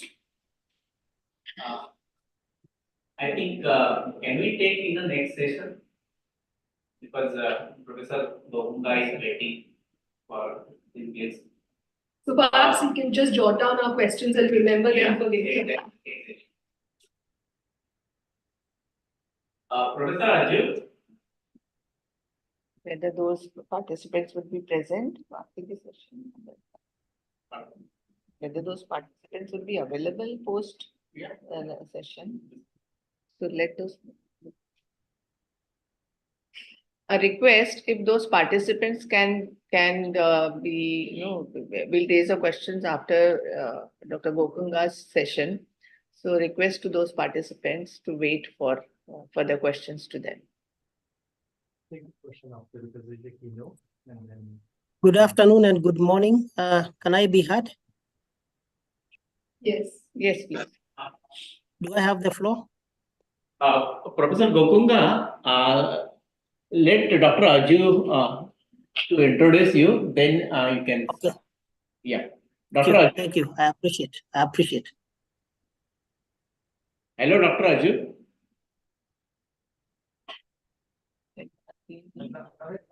I think you told me you were going to take over, isn't it?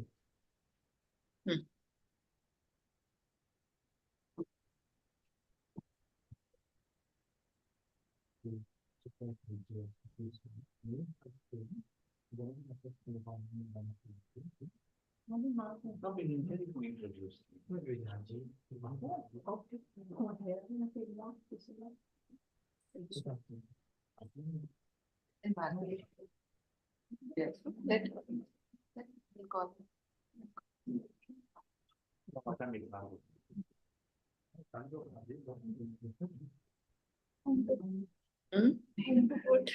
Wait, last one.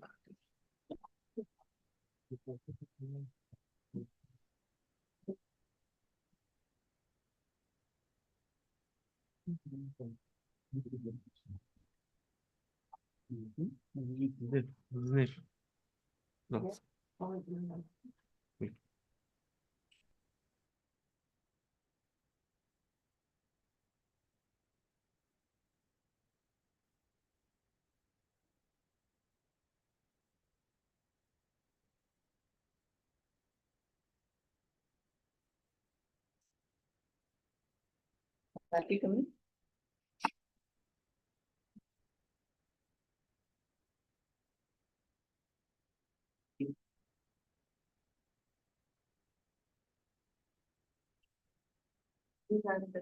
Copy.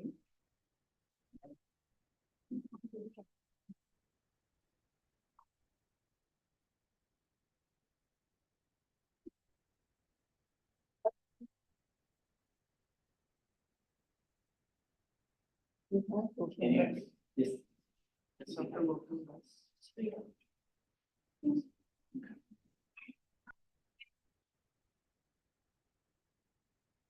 Ms. Bharti will now introduce Dr. Gokunga. Ms. Bharti, over to you. Dr. Bakunga obtained his BA in Economics and Accounts from the Kenyatta University in 1991.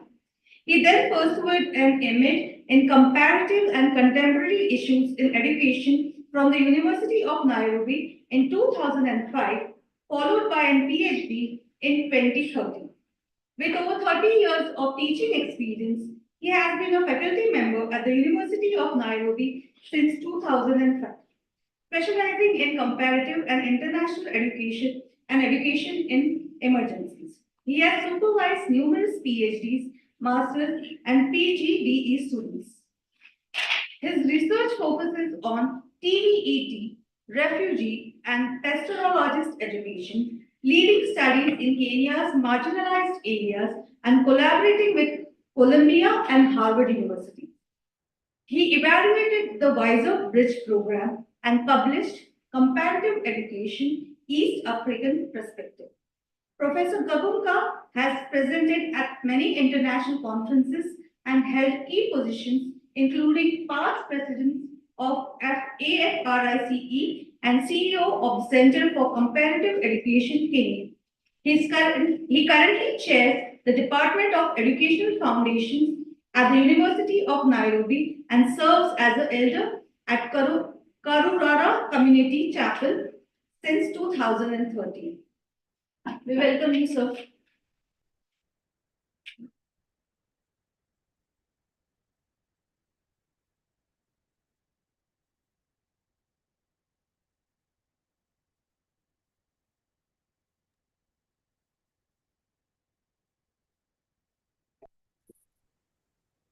Do I have the floor now? Can I be heard?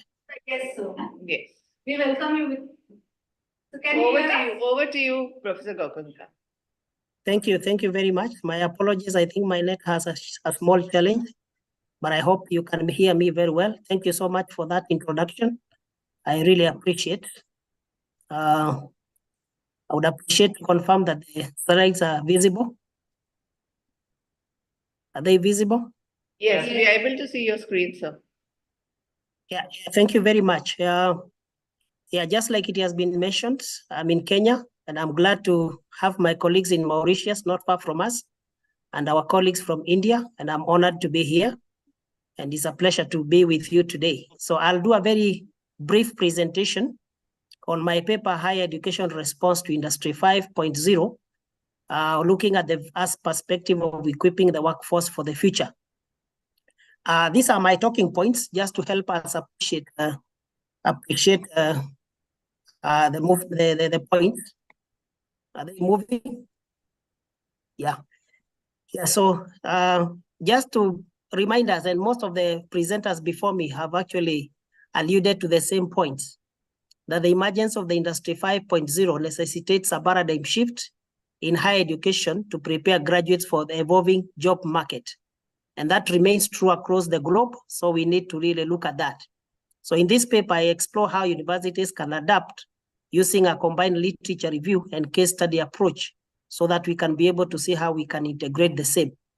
And I will also be taking a short moment to look at the challenges such as the curriculum gaps and the need for faculty development in critical areas, specifically like the data analysis and human-machine interaction. Now that the emphasis of Industry 500 is mainly on human interaction and the machines that they have all been created in this era of technologies. Conversely, opportunities for innovation in curriculum design, fostering lifelong learning and collaboration with industry partners will also be investigated. So this is more of work in progress. So some details will not be available at this point, but I hope soon I'll be able to avail them. But then I also want to note that by examining successful university programs, this study aims to inform recommendations for universities and policymakers on bridging the gap, the skill gap, and ensuring graduates thrive in the industry 5.0. And more particularly for the developing countries, especially in East and Central Africa and much of Africa, this is more of a new concept. We are always accused of lagging behind. And so I think this comes at a very important point, even as we are able to move along. Allow me to mention the following on holistic teaching and learning environments. We need to appreciate that there is need for collaboration between humans and advanced technology. We are all aware about the AI-powered robots working alongside skilled workers to improve efficiency and safety.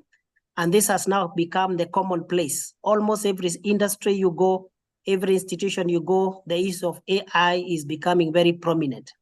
There is also the other element of human-centric focus. I'm glad that one of us presented about the post-COVID and how we were working from home. And then you realize that there are a few challenges that come alongside that. But we note that Industry 500 prioritizes the well-being and creativity of people in the workplace rather than reviewing them solely as resources.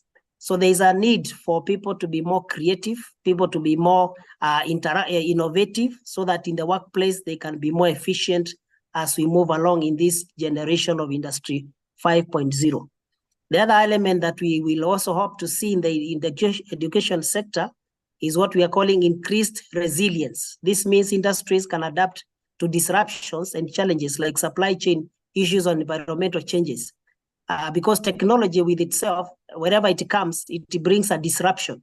It disrupts the thinking, it disrupts the processes, and it disrupts even the way we all see things. So at this point, there'll be need for that increased resilience, and that's very important. And I'm glad also one of us talked about sustainability, and because when you bring in Industry 500, looking into the next 50 to 100 years, what is the sustainability potential?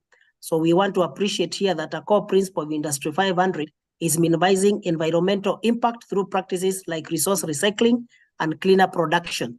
And there is so much literature that has been put in place with regard to this. Now, there's a question here that we can think about. How does Industry 5.0 relate to higher education? And it has also been mentioned by some of my colleagues here that definitely there is need for new skill sets. The changing workplace will demand a new generation of graduates with expertise in areas like human-machine interaction, data analysis, sustainability practices, which means that universities will need to adapt their curriculum to address these demands. And I think we are actually at a very good time where we are, like even in our country, Kenya, we are really reviewing our university curriculum, which I believe this will be some of the things that we can be able to incorporate. The next thing is that we need to rethink education. You know, for a long time, we have been told elsewhere that education was the key. And that is true. But to what extent has it remained a key? So you will note that Industry 500 may lead to a more integrated approach to education, where you will need to combine traditional disciplines with technical skills and fostering critical thinking and problem solving, particularly what the famous 21st century skill, innovation, creativity, problem solving, and all that, so that we don't just take children to school and then they are there and they are not able to understand what they are all learning and all this. And then maybe sometimes they don't even see the usefulness of the same. The next item there will be collaboration between industry and academia. This has been practiced mainly maybe in more developed countries and in the developing countries, but we want to appreciate here the aspect of universities partnering with industries to develop relevant curriculums, provide internship opportunities, and keep abreast of the latest technology advancement. I may share just here one simple example. There is sometimes a disconnect between what we train in our institutions and when our students go for the real world of work, and they have to be retrained again. So we are saying at this point in time, Industry 500, why not adapt that partnership collaboration so that as we come up with a program, the industry is telling us this is what we expect, so that we can be able actually to work together, and that becomes something very important. So there are many other angles of the same, but maybe that will be enough for the time being. Now, if you are thinking in terms of equipping the workforce for the future, I conceptualized about 3 points, which are points for thinking, and they can be studied, they can be investigated. One is the fact that we need to look at the human-centered design and sustainability, and this will help us to reimagine higher education for Industry 500. And we are saying that this would highlight the key aspects of Industry 500 and how education can adapt. That's an area of study which I invite us to consider. The next one is equipping the workforce for the future. How does this affect the higher education response to the industry? And if you did this, you'll be able to emphasize the role of higher education in preparing students. And I think this is why it is becoming very critical at this point in time. Also, we may also need to look at beyond automation, because again, there is that kind of an emphasis that we automate almost everything.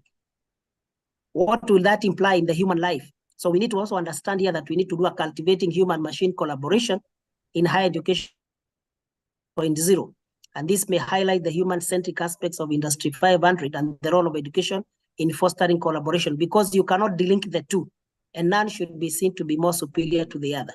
And then the last but not the least is developing curriculums for sustainability. And this is critical, and I want to believe as a globe we are moving in the right direction in this context.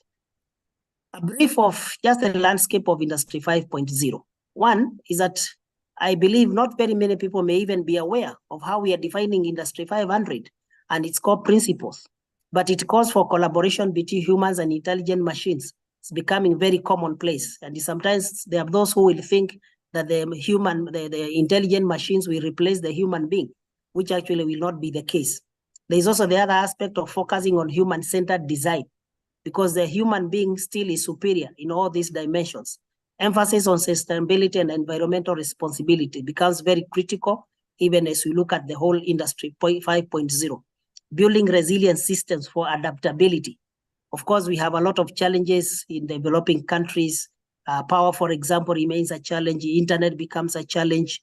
Industrialization becomes a challenge. Food remains a challenge. So we really need to build a resilience of systems for adaptability, actually in all sectors that concern the human being. We may also need to explore examples of how Industry 5.0 is transforming different industries.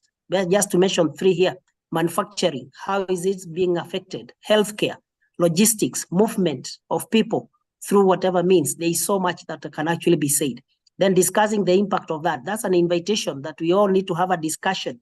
What are we thinking in terms of the future of work, automation and job displacement? Will people feel threatened that they will lose jobs?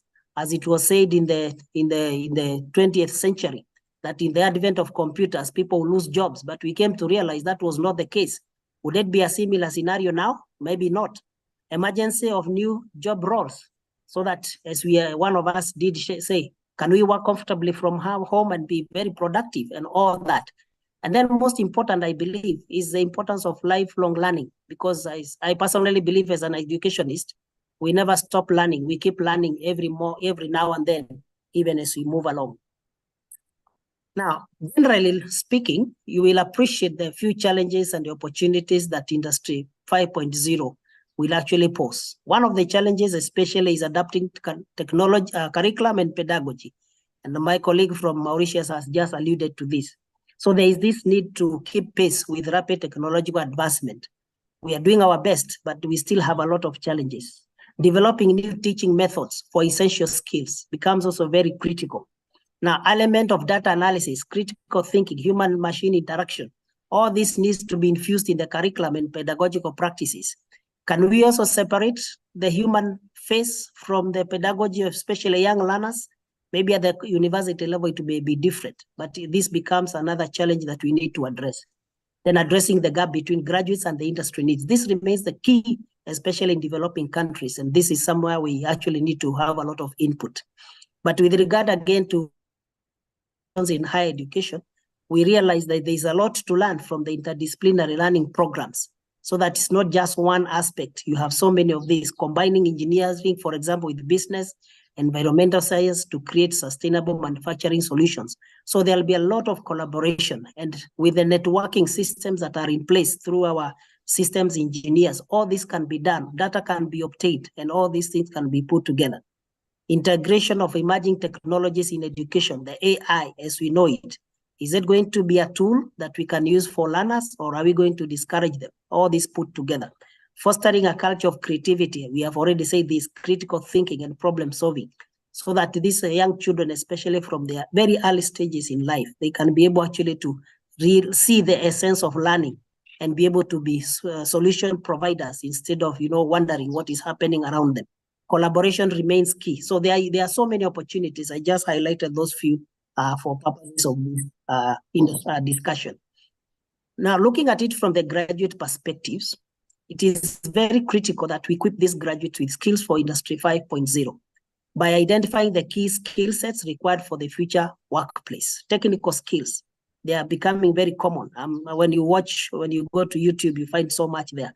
Soft skills, because this is one of the greatest challenge of technology. You realize that people don't know how to communicate. People don't know how to do teamwork. Sometimes people don't have the problem-solving skills, but this is something that really needs to be investigated. And of course, like I've already alluded, adaptability and lifelong learning. It continues, self-paced. You do it at your convenience. You do it in a way that you can manage, if it is modular forms, instead of putting all programs together. The other element is discussing how education can develop these skills in students, because they need to be brought to speed. So revamp the curriculum to include relevant courses and projects, that has already been mentioned. Encourage hands-on learning experiences, simulations, case studies, project-based learning. And of course, by and large, then we promote lifelong learning and continuous skills development. And then, as it has also been mentioned by my colleagues, case studies will now become very critical, especially with relation to Industry 5.0. But I conclude by just making 3 points. One, there are very key points about Industry 500 that impact on higher education. And this is an area for us as researchers to really continue thinking and investigating and sharing. Number two, the importance of higher education's adaptation to keep graduates for the future workforce through the industry cannot be underrated. We will not underrate this. We will actually have to be very adaptive and move with speed. And then finally, is that the future directions and ongoing developments in education for Industry 5.0 cannot be ignored in higher educational circles, so that we may be calling upon, especially in the developing countries, and let's just say globally, that we must be able to focus on Industry 5. This is the fifth industrial revolution that is changing the landscape of how we do things, how we interact, how we educate, how we produce, how we consume, how we conserve the environment. There's so much. So we can really not actually ignore it. And more so at the higher educational institutions, where we are able to create a lot of impact with the human resource and human capital that we are able to release. May I take this opportunity to thank you everyone for listening. I hope you have been able to hear me. Thank you and God bless. Bye-bye.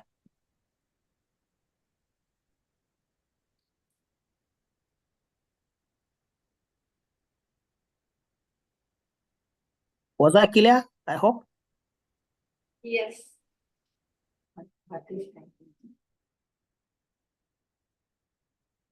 Dr. Shobha, over to you.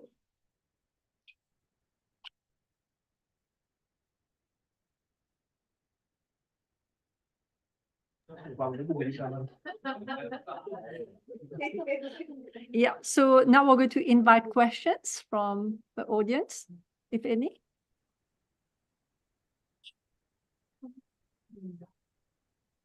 Our friends from Mumbai, any questions? Shobha, good morning. May I? Sure. Yeah, it's Fauzia. Fauzia However, you're from Mauritius, MIE. Yes, that's it, from the MIE. Yeah, thank you, Shobha. Thank you very much, all presenters, for the very enlightening presentations. I will have questions for two presenters. I will already ask both questions. My first question is for Mrs. Oklu on ethics. I would like to have your views on the ethical dilemmas presented by AI, both for students and also for tutors. So what are your views on that? And also, according to you, what? Yes, yes. I'm going to interrupt you. We're just inviting comments for for the guests. Yeah, we're inviting our guests to. Yeah, no, it's not a question. No, it's we're not waiting for the comments. We're waiting for the comments first. Okay, questions afterwards. Okay, Yes. thank you. Okay, thank you, Shobha. Yes, back to India. Back to you. Any comments, views, anything?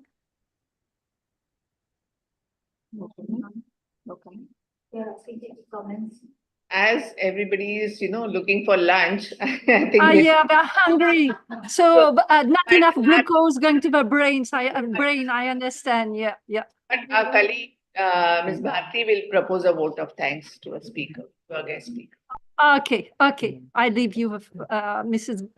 Dr. Bharti. I leave the floor to you.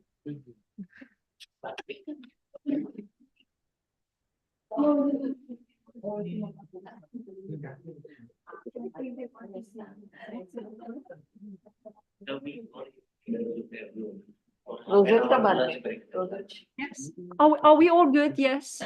Yeah. Okay. All good. Thank you, sir, for the enriching session. Now we'll go for a short break for lunch and we'll meet after half an hour.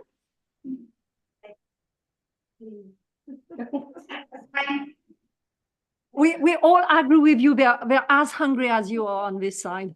So we meet soon. Okay, see you in how long? Half an hour, is it? Yeah, in half an hour. We see you in half an hour. Divya, ma'am, stop the recording, please. Yeah, we'll just take a if you need stop.